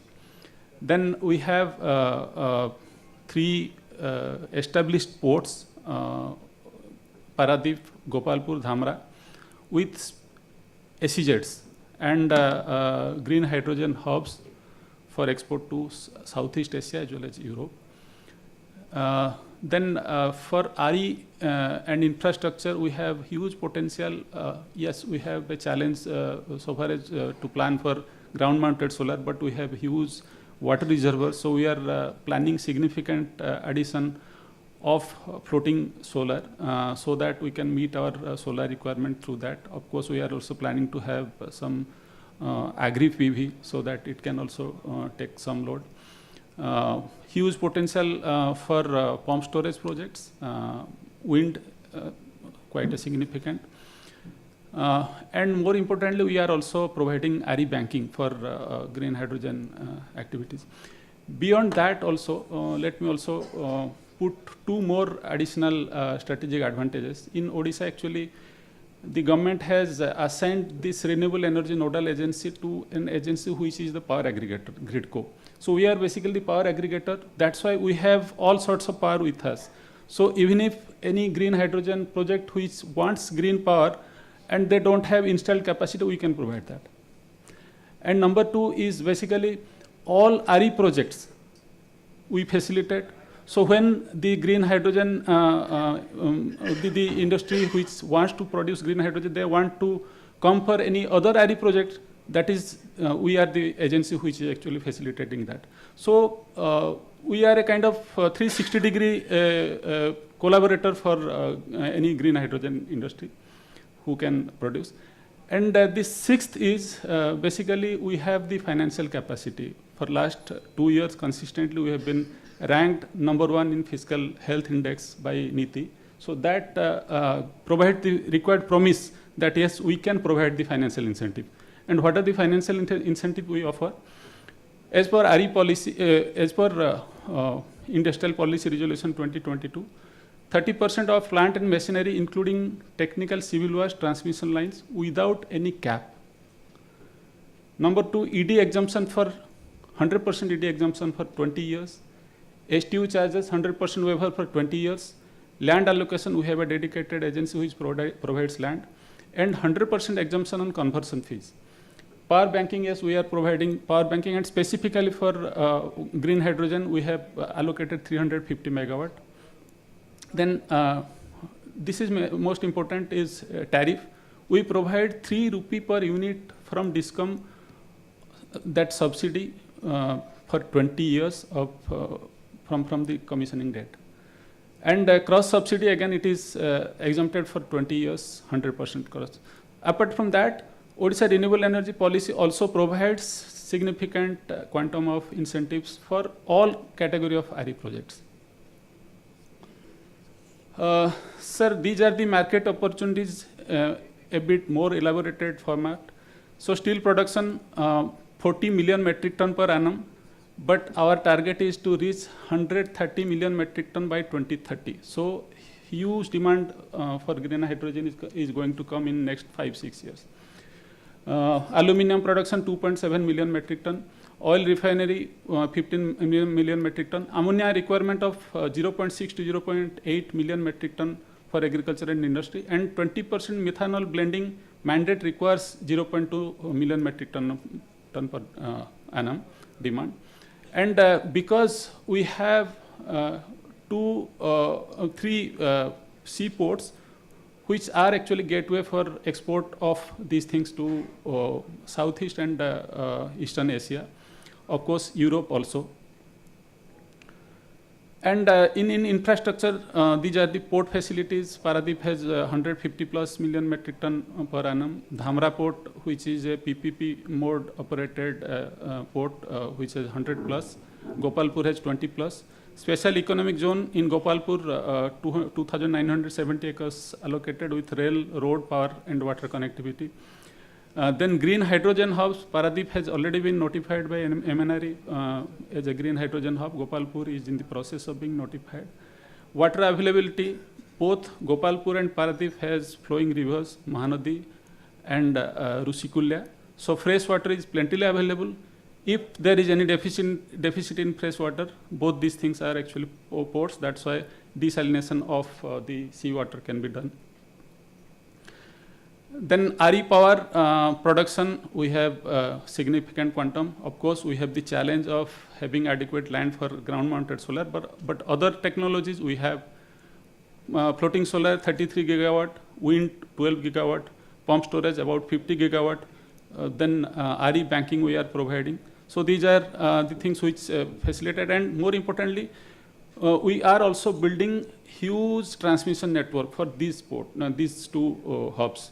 For both Gopalpur and Paradip, we are building both 765 kV as well as 400 kV underway transmission lines, which will facilitate power evacuation.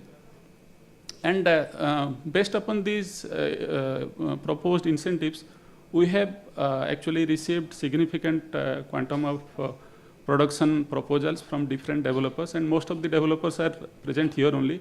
So we have actually approved through our HLCA capacity of around 9.5 million metric ton per annum quantum of green ammonia, green hydrogen and green methanol, with an investment proposal of around 1.93 lakh crore with employment opportunity of 21,260. To facilitate all those, we are also planning to have green hydrogen testing center. Actually, MNRE has already approved one project. We are kind of taking that project. We are adding our own fund as well as some private sector investment. We are taking up a larger scale green hydrogen testing center at IIT Bhubaneswar. They are our knowledge partners. And Avada, Renew and Acme are the private developing partners. They are also providing some money, some funds in kind. Basically, they will be providing their facility for testing centers. So we are planning to test electrolyzers, fuel cells, storage systems, and different components.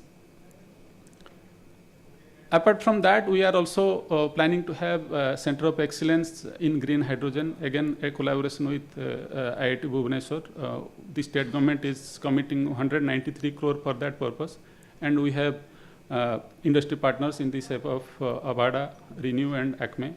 So we are planning to make it operationalized by March 2028. So all these things will actually have that ecosystem to take hydrogen generation, utilization and demand generation to the next level.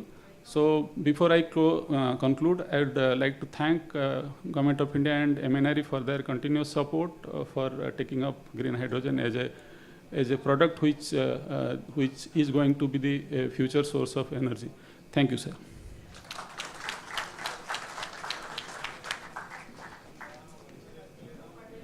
Thank you, sir, for your very informative presentation on the state of green hydrogen in Odisha. I now welcome Shri Akash Tripathi, MD SECI IAS, to deliver his address.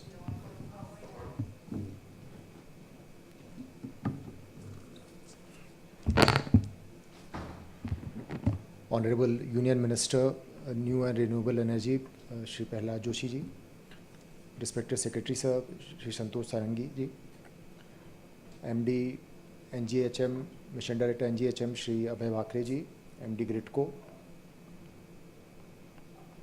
various distinguished participants from the states, industry leaders, green hydrogen developers, ladies and gentlemen. I would just brief what we discussed in the just previous session, which was the state session. So I just wanted to bring it to the notice of Honorable Minister that what transpired in that session. So like in this session, Odisha presented about their policy and the steps they are taking towards the green hydrogen development. So in the previous session, 4 other states which are basically moving forward in the hydrogen, green hydrogen production. So AP was the first which presented their policies.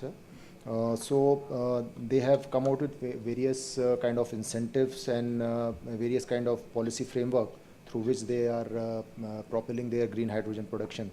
So they have identified significant land banks for solar parks, so that that can provide renewable energy for the electrolyzer manufacturing and also for green hydrogen production. So as told by them, they have almost created 40 acres solar park facility, land bank, and for 1.5 lakh private and patta land also they have created, and for which they will have a tripartite agreement, and they will allocate that land for RE production. For their incentives, for their intra-state transmission, they are giving 50% waiver for that. ED and additional surcharge waiver for 5 years for green hydrogen production.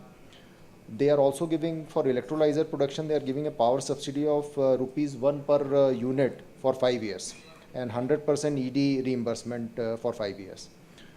They have a huge coastline of almost 1100 kilometers and 6 ports which having a capacity of almost 250 million ton per year. So they can have export hub also, and for that they are doing some work on the skill development side also. They are planning substantial investment in the transmission infrastructure also for the data center and also for the green hydrogen. They have planned a 2000 skilled manpower pipeline by 2030, and also they are envisaging an investment of almost 1.85 lakh crore in next 7 to 8 years, and providing employment of almost 57,000 people. Then Maharashtra presented their policy, and they are targeting a 500 KTPA green hydrogen production by 2030. They are providing 30% subsidy for their anchor green hydrogen productions.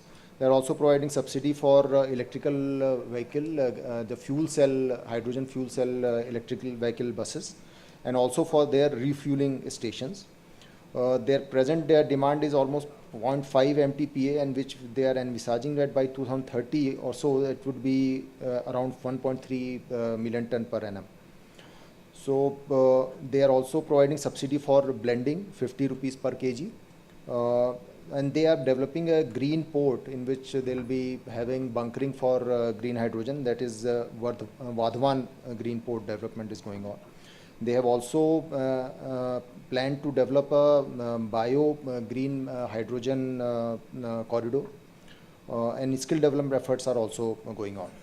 In Rajasthan, we all know that it's a RE potential hub of the country. They have designated IIT Jodhpur as their green hydrogen valley for their green hydrogen valley project. They are planning 2000 KTPA of green hydrogen production by 2030. Thus 10% blending also they are planning in their city gas distribution. They are giving 5% interest subvention for green hydrogen production, 100% exemption on electricity duty. And also they have come out with a land allotment policy for green hydrogen production, in which they'll ensure that they'll allot the land within 6 months. Water, they have some challenges on water availability, but still they have come out with a policy to give the priority allotment for green hydrogen production from Indira Gandhi Canal. In Gujarat, they have a very vast coastline, almost 2000 kilometer plus coastline, and 2 major ports. Their current demand they have mentioned as 1.6 million ton, and they are assuming that by 2030 that will grow up to beyond 2 million ton per annum. They have also come out with a very good land bank and wasteland allocation policy for RE and as well as green hydrogen production. They are assuming that they are envisaging that by almost 4 million ton per annum green hydrogen production, they'll provide land for that. And they come out with this policy in 2025, and their target to generate 3 million ton per annum by 2035. They are providing 20% subsidy for electrolyzer production and capex subsidy, and 50% reimbursement of transmission charges for green hydrogen production. They are also providing subsidy for refueling station and also hydrogen fuel cell vehicles. And they have come out with a new aspect in their policy that they are encouraging the decarbonization effort in the MSME sector, and they'll be providing subsidy for those industries who will be adopting green hydrogen for their decarbonization effort. So all in all, these states, these 4 states, and as well as Odisha, they have come out with very good policies. And now this is the time that we look at the solid implementation, the firm implementation, and fast implementation of those policies, allocation of lands and allocation of the infrastructure, building of infrastructure for evacuation of the huge RE power which would be required for green hydrogen production. And also the incentives which they have planned, they have all planned those incentives in the reimbursement mode. But I would suggest that they might plan a new kind of disbursement, which is a pari passu kind of arrangement. I have worked in India Semiconductor Mission, so I know that there's a arrangement there in which whatever the developer puts in, the similar kind of subsidy at the same time the government puts in. So that's called the pari passu kind of a disbursement. They might think of those kind of mechanisms. They are very effective in fast implementation and fast development of projects. So all in all, that state session was very useful, and a lot of cross learning also was there for different states. And I'm sure that with the kind of strong foundation which is laid by NGHM for the green hydrogen development in the country, and such innovative and forward-looking policies of the states, will achieve our overall target of 5 million ton per annum by 2030. Thank you.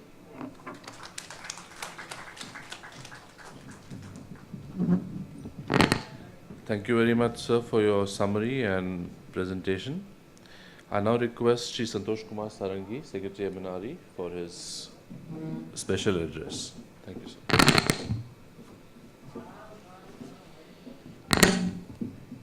Honorable Minister, MNRE, Food and Public Distribution and Consumer Affairs, Sri Prahlad Joshi ji, my colleagues on the dais, Akash, Mr. Satyapriya Rath, Mr. Bakre, distinguished industry leaders, officials and friends from the media.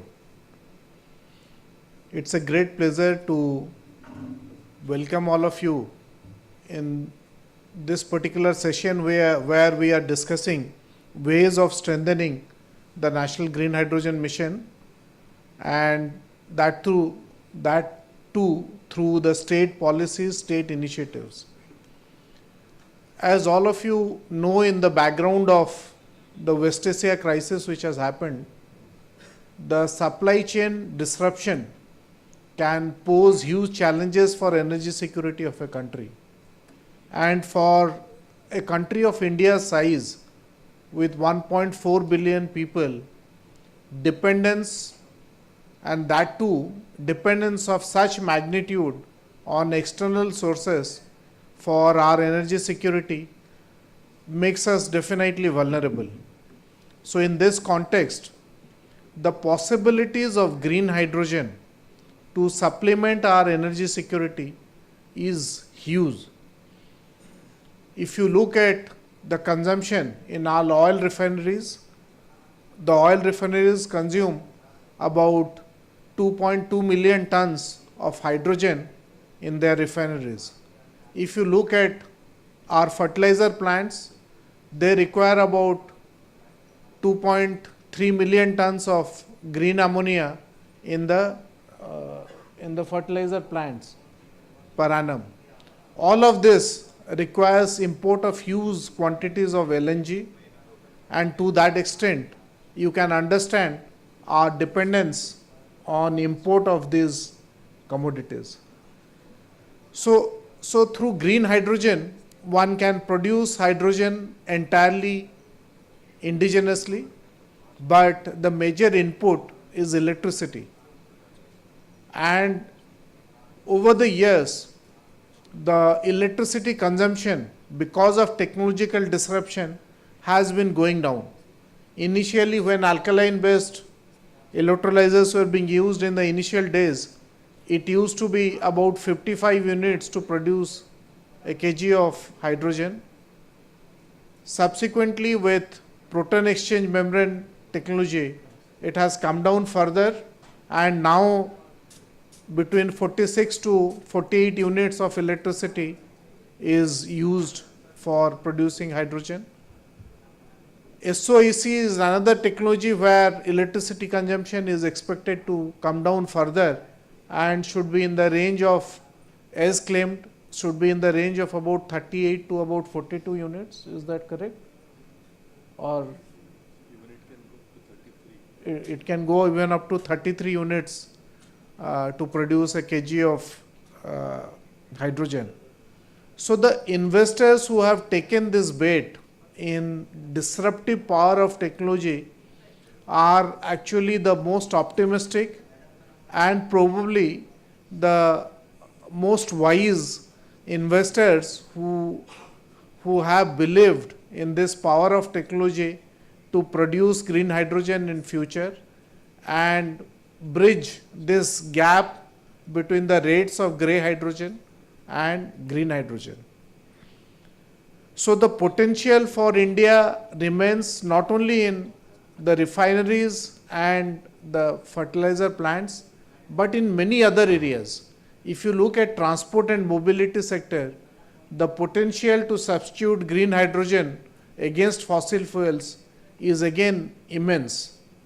So in this context, the National Green Hydrogen Mission aims at acting as a catalyst for promoting green hydrogen in different sectors, do pilots in some hard to abate sectors like steel, cement, aluminium, which Mr. Satyapriya Rath was talking of, and also in transport and mobility sectors, in many other sectors. And this aims at catalyzing a revolution towards indigenous production of green hydrogen and simultaneously also make India as one of the big export destination for green hydrogen and its derivatives like green ammonia, methanol, eSAF and many other commodities. While Government of India can actually plan and implement a mission of the nature of green hydrogen, fund it, ultimately the operational details, the implementation lies at the state governments. And I am extremely glad that the progressive states have come up with very forward-looking policies to support green hydrogen manufacturing in our country.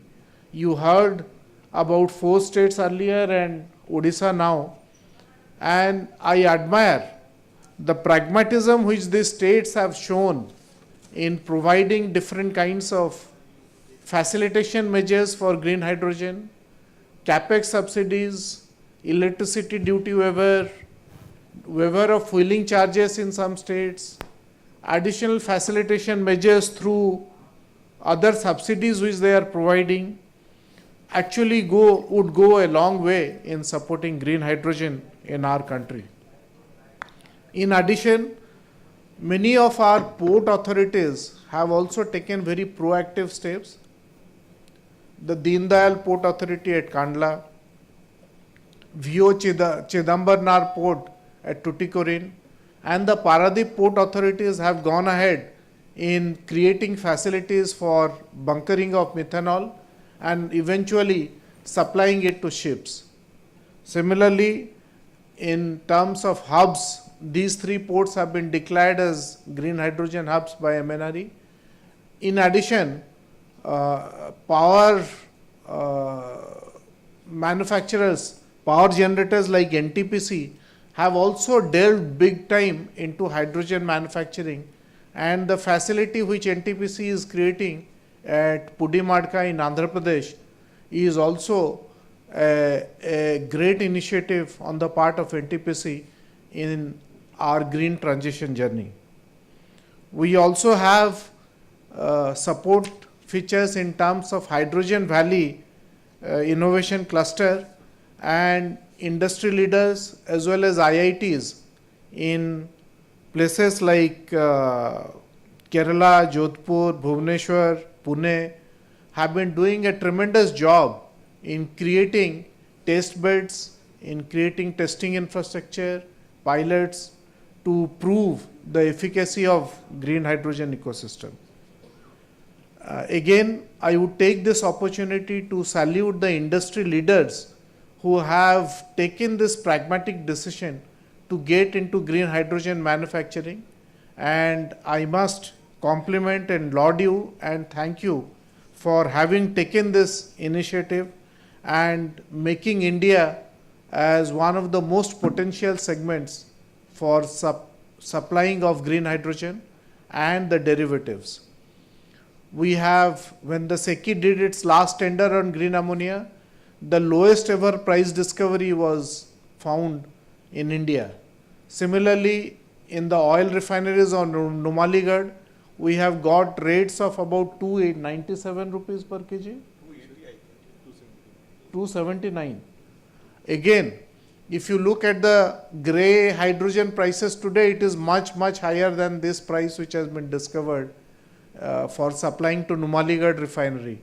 So I commend the competitiveness of our industry leaders and private investors who have gone ahead and taken a bet on the green hydrogen's future in our country.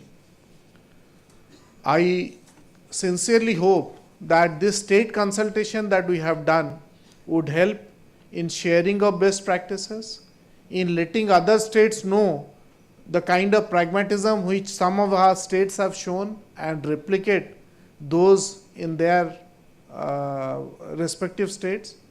And I also hope that the industry leaders who are present here would also be forthright in having much better interaction with the state governments to sort out some of the lingering issues which could be there, because I know declaration of policy and implementation of policies could leave a lot of gaps. So we need to bridge that gap, and the idea behind this session was to also identify how we bridge this gap and ensure that the states also live up to the commitments which they are making. So with this, I can promise that MNRE would continuously remain engaged with the states and with the industry leaders, and we will also nudge other states to come up with similar policies and offer much better ecosystem for our private investments, private investors to invest in green hydrogen and the associated areas. As far as the overall global ecosystem is concerned, I am very happy to announce that our industry leaders have scouted different parts of the globe and have bagged farm orders in places like Japan, in Europe, and in many other countries. That is likely to continue, and the recent ICAO mandate for eSAF, 5% blending of eSAF, and Europe's initiative in a CBAM plus kind of an initiative where they are mandating that all flights which will land in Europe will also fulfill this mandate of 5%, is going to give a huge boost to eSAF in the aviation traveling. Similarly, use of methanol and green ammonia in shipping industry is only going to grow, and the possibility of future mandate of IMO in this regard should hold up a lot of silver line for our industries. So overall, possibility of use of green hydrogen and derivatives in the transport sector, in shipping sector, in aviation, in hard to abate sectors like steel and aluminium have a lot of silver lines for India, and in this scenario, the possibility of job creation in this particular sector also is immense. So from the Ministry of Skilled and MNRE, we are working with Ministry of Skill Development to also supplement this initiative and create a pipeline of skilled manpower which will be able to support the green hydrogen manufacturing ecosystem in our country. So with this, I thank NGHM for having organized this, and we will continue to have this interaction in future. Thank you.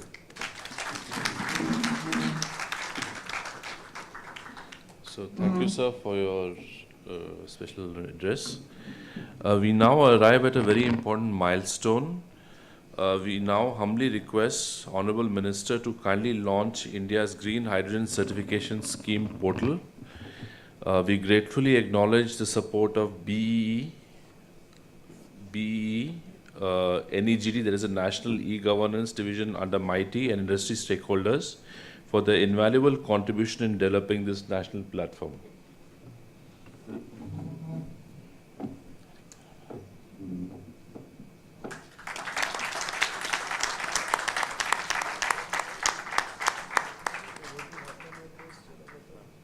Welcome to the GXCI portal.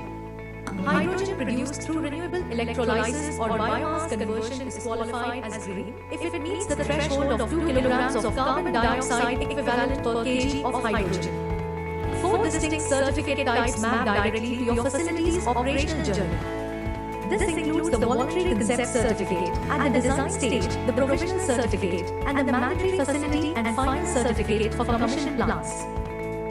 Transparent public tools allow anyone to explore registered projects on the live state-wise registry. The portal also allows you to check eligibility and instantly verify any certificate's authenticity. For producers, certification is a seamless process. Simply register your organization, detail your facility's capacity and grid connectivity. Fill in all the essential fields and upload essential documents. Then, you have to select an ACV for verifying compliance.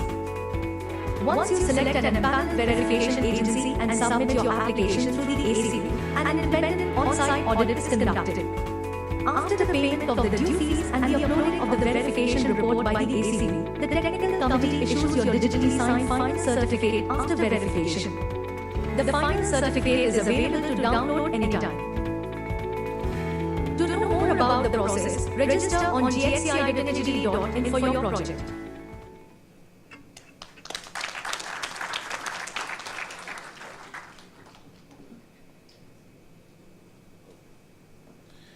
And now I'd like to request our Honorable Union Minister of New and Renewable Energy, Civil Supplies, Consumer Affairs and Food and Public Distribution, Shri Prahlad Joshi, for his keynote address.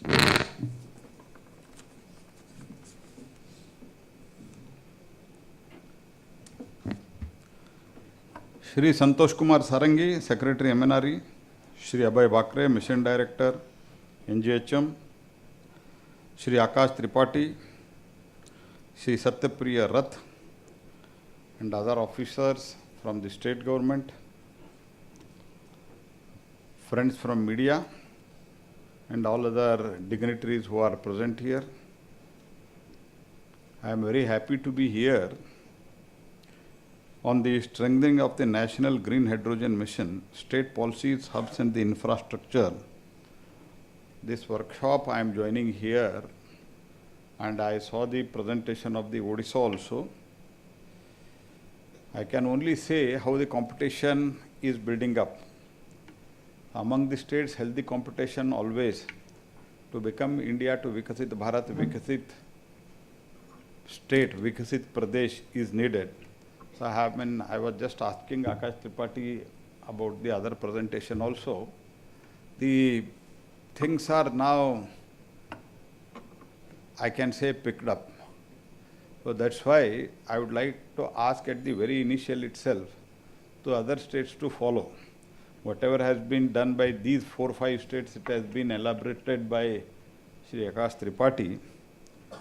And I would also like to tell you the importance of the green energy, green hydrogen, green ammonia, so many things, because the entire this MNRE, this ministry itself, we are having in a week or 10 days third function in this hall. So that means activities are also going on. People are also showing interest. Over the last 12 years under the leadership of Prime Minister, India has undertaken one of the world's fastest and the largest clean energy transformations. We moved from power deficit in 2014, becoming the world-class renewable superpower. From expanding RE capacity from 81 gigawatt to 290 gigawatt, to 60% growth, creating globally competitive clean energy manufacturing system. Today we are the global leader in energy transition. So price discovered also you can just see 11, 12 rupees, 12, 13, 14 years back. Today the lowest discovered price in 2021 was 1.99 rupees per unit. Green ammonia, as already mentioned by Secretary, it was 49 rupees 75 paisa. Green hydrogen 279 per kg. Solar plus battery storage, it has come up 2 rupees 70 paisa. I think that may be very lowest, but even if you consider moderate, whatever has so far has happened, it is 3 rupees 50 paisa, 2 rupees, this 60 paisa.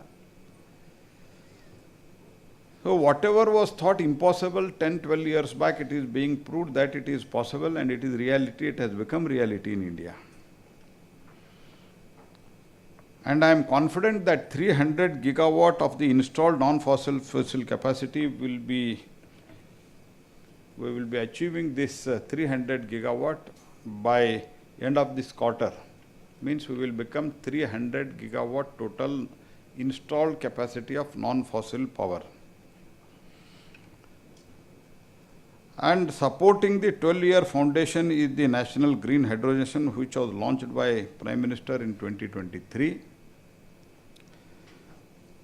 Outlay was 19,744 crore. So, targeting 5 MMT production capacity by 2030 and 125 gigawatt dedicated renewable energy capacity, investments of over 8 lakh crores and 6 lakh job creation. When all these things were discussed and deliberated at on the public platform through media, many were not able to believe, and there were many questions in the parliament also at that time, and even now also questions are being raised in the parliament. तो इतना पैसा क्या हुआ? लेकिन ये तो success हमको आज देखने के लिए मिल रहा है. Under the side program, we have already awarded incentives for 8,62,000 metric tons per annum green hydrogen production capacity. I am happy to see that the private sector is delivering on this. For example, JSW successfully commissioned a 6,000 MTPA green hydrogen production plant in November 2025. To ensure we are not dependent on the imported supply chains, we have awarded financial incentives to the 15 companies to build 3,000 megawatt per annum domestic electrolysis manufacturing capacity in India itself. In the refinery sector, we have awarded contracts for the supply of 30,000 MTPA of green hydrogen to IOCL, BPCL, HPCL and NRL. We have sanctioned 84 crore for the pilot project testing 100% hydrogen injection in the steel sector. In transport sector, almost 208 crore is we have funded for 37 hydrogen fueled vehicles and 9 strategic refueling stations. This is supported by an investment of 193.35 crore across the 7 national testing facilities. There is also a dedicated 113 crore R&D roadmap spanning around 21 approved projects. We have also streamlined the rules by launching our official green hydro certification schemes and finalizing the formal standard for the green ammonia and green methanol around 3-4 months, and today portal is also launched. This is what at the central government we have done and will continue to do, drive the growth of this sector, but ultimately states are translating the policy into the projects which has already been mentioned by the secretaries. Investment into industry and ambition into the action. So ultimately, whichever state is doing well, they will eat the fruit at the very early, because we have seen, see, I can give you not directly related example. When IT revolution came, in United Andhra, Mr. Chandrababu Naidu was there. Kamalakar Babu is sitting here. And here in Karnataka, Mr. S.M. Krishna was there. As a student activist, not student activist, just I had come out of the college and I was in law and also running my industry. हम meditation वगैरह करते थे, तब S.M. Krishna ji तो हमसे एक आध बार बातचीत हुआ था. He was the chief minister of the state. Then Bengaluru was not that big city what today we are seeing. So Chennai was more big, Calcutta, Mumbai, of course Mumbai even now as a commercial capital of the economic capital of the India, it is quite big, that I understand. But having said that, Mr. S.M. Krishna, while I say एक बार जब मिले थे, हमने एक agitation किया. S.M. Krishna was gracious enough, उन्होंने बुलाया, क्या है भाई बता दो. तो हमने कुछ विषय बताया. बाद में बीच में बातों में इन्होंने कहा, तभी हमको बेंगलुरु सिलिकॉन सिटी बनाना है, बेंगलुरु को सिंगापुर बनाना है. तो हमने बोला ठीक है साहब बनो, आप तो बड़े नेता है. नहीं, चंद्रबाबू नायडू हमको बहुत कंपटीशन देते हैं. तो ये दो कंपटीशन के बीच में दोनों सिटी इतना बड़ी मात्रा में डेवलप हुआ और both the economies of the states they became so well. The point what I am making to when trying to make is this green energy, green hydrogen, green ammonia, there is lot of scope for us today. And हमने तो जो करना था, माननीय प्रधानमंत्री जी ने 19,000 almost nearly about 20,000 crore, we have done it. अगर आप लोग नहीं करते हैं तो आप पीछे पड़ जाएंगे. Where there is iron ore, वहाँ तो अच्छा फैक्ट्री नहीं आएगा, लेकिन जहाँ माइनिंग में फैक्ट्री लगाने में जो कोऑपरेट किया उसमें बहुत अच्छा अभी स्टील इंडस्ट्री डेवलप हो रहा है. I do not want to name any state because this is not a political forum. So whenever we have when we get the opportunity, हमारे कन्नड़ में तो एक ये है प्रोवर्ब है, ये जो अपॉर्चुनिटी को ये बाल रहता है आगे रहता है. तो जब आपके सामने आता है ना, ठीक तरह से पकड़ना. I hope you are catching what I am telling. वो पीछे नहीं रहता, वो एक बार आगे चले गए तो you cannot catch it from the back. So now there is an opportunity for all states. Some 4-5 states, I think Maharashtra, Gujarat, Uttar Pradesh, and Odisha, and West Bengal also, now they have come up, policy have come up.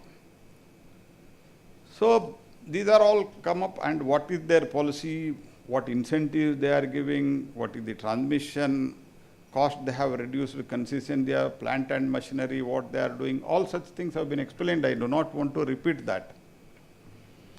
मैं आप लोगों को निवेदन इतना ही करना चाहता हूं, दुनिया में हमको बहुत बड़ा अपॉर्चुनिटी है. We have a great opportunity in the entire world. तो हम इससे पहले क्या बात करते थे, हमारा ग्रीन हाइड्रोजन का कॉस्ट ग्रे हाइड्रोजन से कम होना चाहिए. ये क्राइसिस हो गया, ग्रे हाइड्रोजन ज़्यादा हो गया, ग्रीन हाइड्रोजन कम हो गया, क्योंकि हमारा 279 आ गया. तो ये मत समझिए आगे भी ऐसे नहीं होने वाला है, कभी भी हो सकता है. It can happen any time, क्योंकि जो भी हुआ है वो फाइनल नहीं हुआ है. We all hope that it should become and it should be finalised and world should rest. Mean they should all, everybody should have peaceful atmosphere and do their own work happily. Every human being should stay on this earth. That's what we expect. सर्वे जना सुखिनो भवन्तु, ये हमारा सोच है. लेकिन जो होता है पता नहीं. और हमारे पास तो क्रूड ऑयल नहीं है, फॉसिल सोर्सेस नहीं है. बट देश बदल रहा है इसका तो, और दुनिया हमारे तरफ देख रहे. We should try to understand. So you can just another, though not it doesn't suit this forum.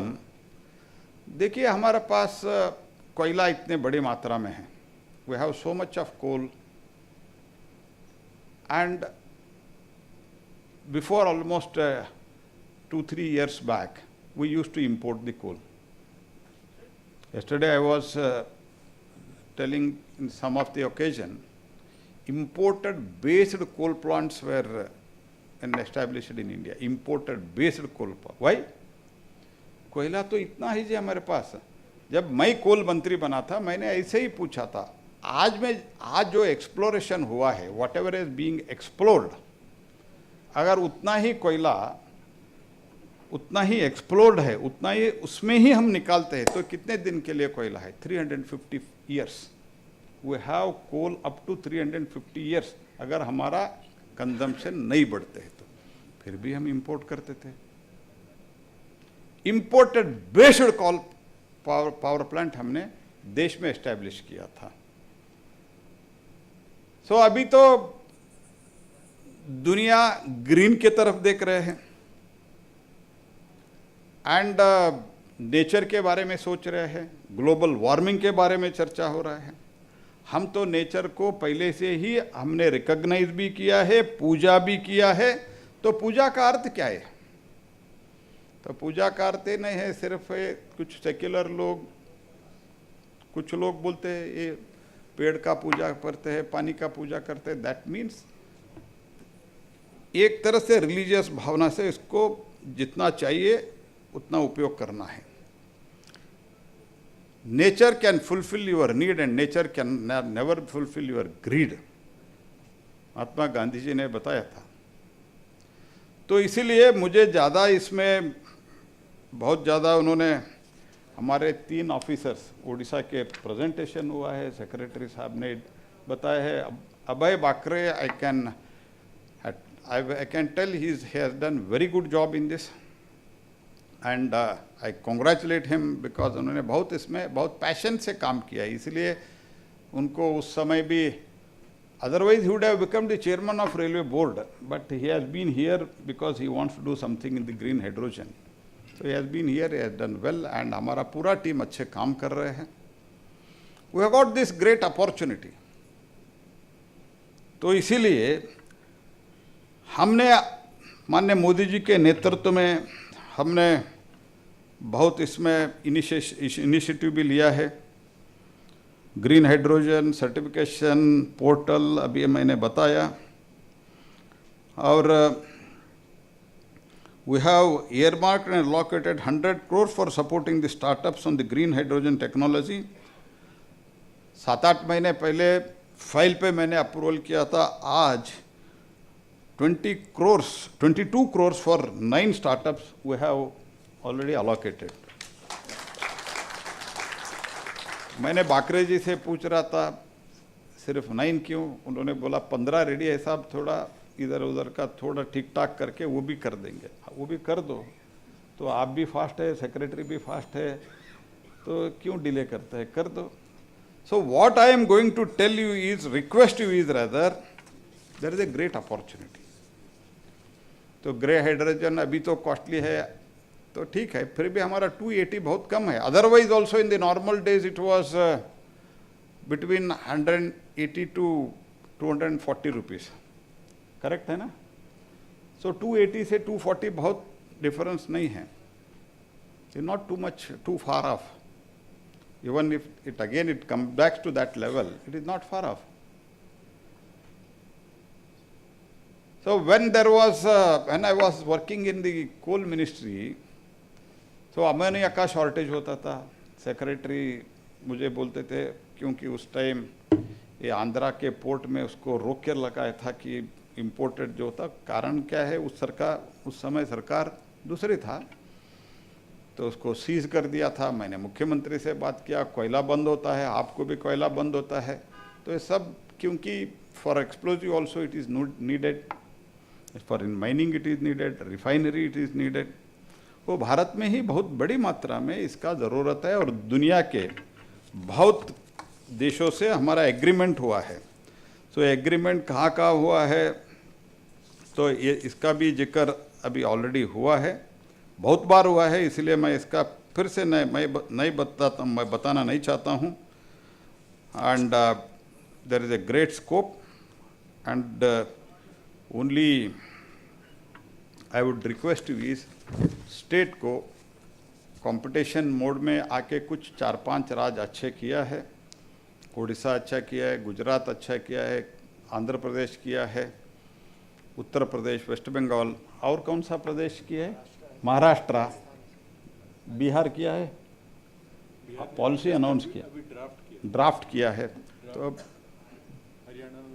हाँ, तो ड्राफ्ट तो थोड़ा जल्दी फास्ट ट्रैक करने के लिए लोगों को आप पीछे पड़िए, और जो भी उधर ऑफिसर प्रेजेंट है, मेरा निवेदन मुख्यमंत्री और बाकी जो पॉलिटिकल बॉसेस है उनके तक पहुंचाइए.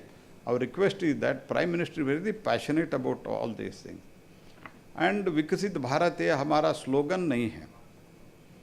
विकसित Bharat is our commitment, the prime minister commitment to 140 crore people of India. तो इसके लिए हम तेज़ी से आगे बढ़ना है, हम सब लोगों का काम है. और जो इधर ऑफिसर अलग अलग प्रदेशों से बैठे, थोड़ा स्लो है, मैं आपको कहना चाहता हूँ, बाकी राज्य आगे बढ़ गए हैं. तो जब आप रिटायर होते हैं, आपके सन, ग्रैंडसन, ग्रैंड डॉटर जो भी है पूछते, तो उस राज्य क्यों आगे बढ़े, आप लोगों ने उस टाइम में क्या किया, बोले तो उन्होंने हमने कुछ नहीं किया. ऐसे नहीं बताना चाहिए. Do the necessary follow up with your the bosses, your chief secretary, and need so come back to us. We are all open. Come back to my office, secretary office, we will talk to the chief ministers, chief secretaries.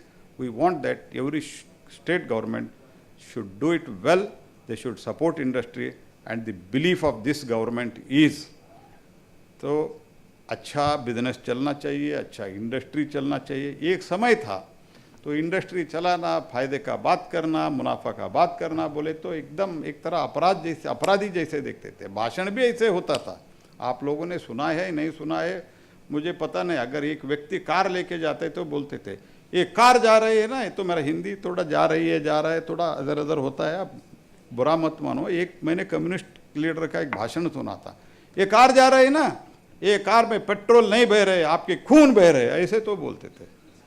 ये भी दुनिया हमने देखा है. ये मैंने स्वयं ये भाषण सुना हूँ. मेरा कॉन्स्टिट्यूंसी में हम तो नेतागिरी उस समय से करते थे, इसीलिए जाके सुनते थे और क्या भाषण करते हैं. वो बोलते थे इसमें जो पेट्रोल नहीं बह रहे, आपके खून बह रहे, तो लोग जाके पत्थर मारते थे. ये भी दुनिया हमारे देश देखा है. आज the belief of this government, industry should grow, business should grow, they should earn, and they should give some part of the revenue to the government, and government should serve the poor who is in need religiously without wasting that money. And that's why finance minister has thanked even the people who are paying the income tax. That is first time on the floor of house this government has thanked. That's why I request all the state government, support करो. दुनिया में need है, और दुनिया के need को fulfil करते हुए भारत में एक अच्छा एग्जाम्पल सेट करने का एक मौका है। लास्टली देखो, दुनिया में बहुत इनिशिएशंस हुआ है, इनिशिएटिव, बहुत दुनिया आगे बढ़ने के बाद हमारा देश उसमें सोचना शुरू किया है। लेकिन इस ग्रीन हाइड्रोजन में we should thank our prime minister. When दुनिया सोच रहा था, तब हमने national green hydrogen mission announce करके पैसा देके काम शुरू किया है। ये आज नया भारत है, ये नया सोच है। तो इसलिए आप भी काम करिए। जैसे माननीय प्रधानमंत्री जी बार बार बोलते हैं, आप 10 कदम आगे बढ़िए, मैं 100 कदम आगे बढ़ता हूँ, ऐसे जो बोलता है, उसी स्पिरिट के साथ हमारे मंत्रालय भी चल रहा है, चलते रहेंगे। We are all open, we are all available to you, please do well. Thank you, धन्यवाद।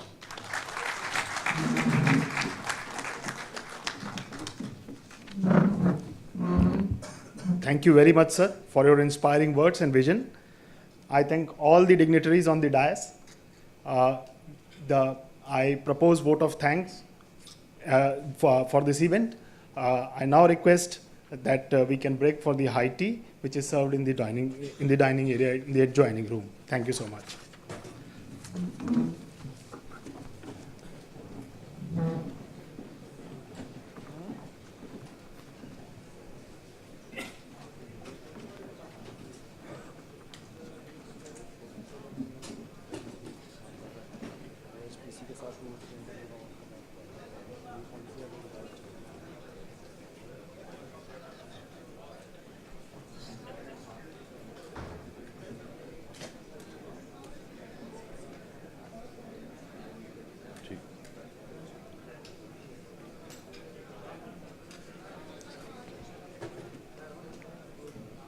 चाय ले लीजिए उसके बाद।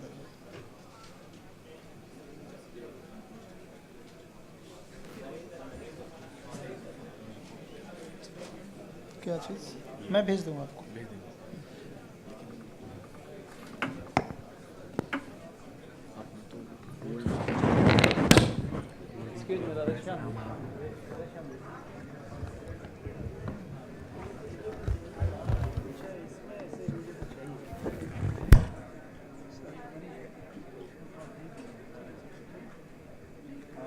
नंबर तो है राजस्थान।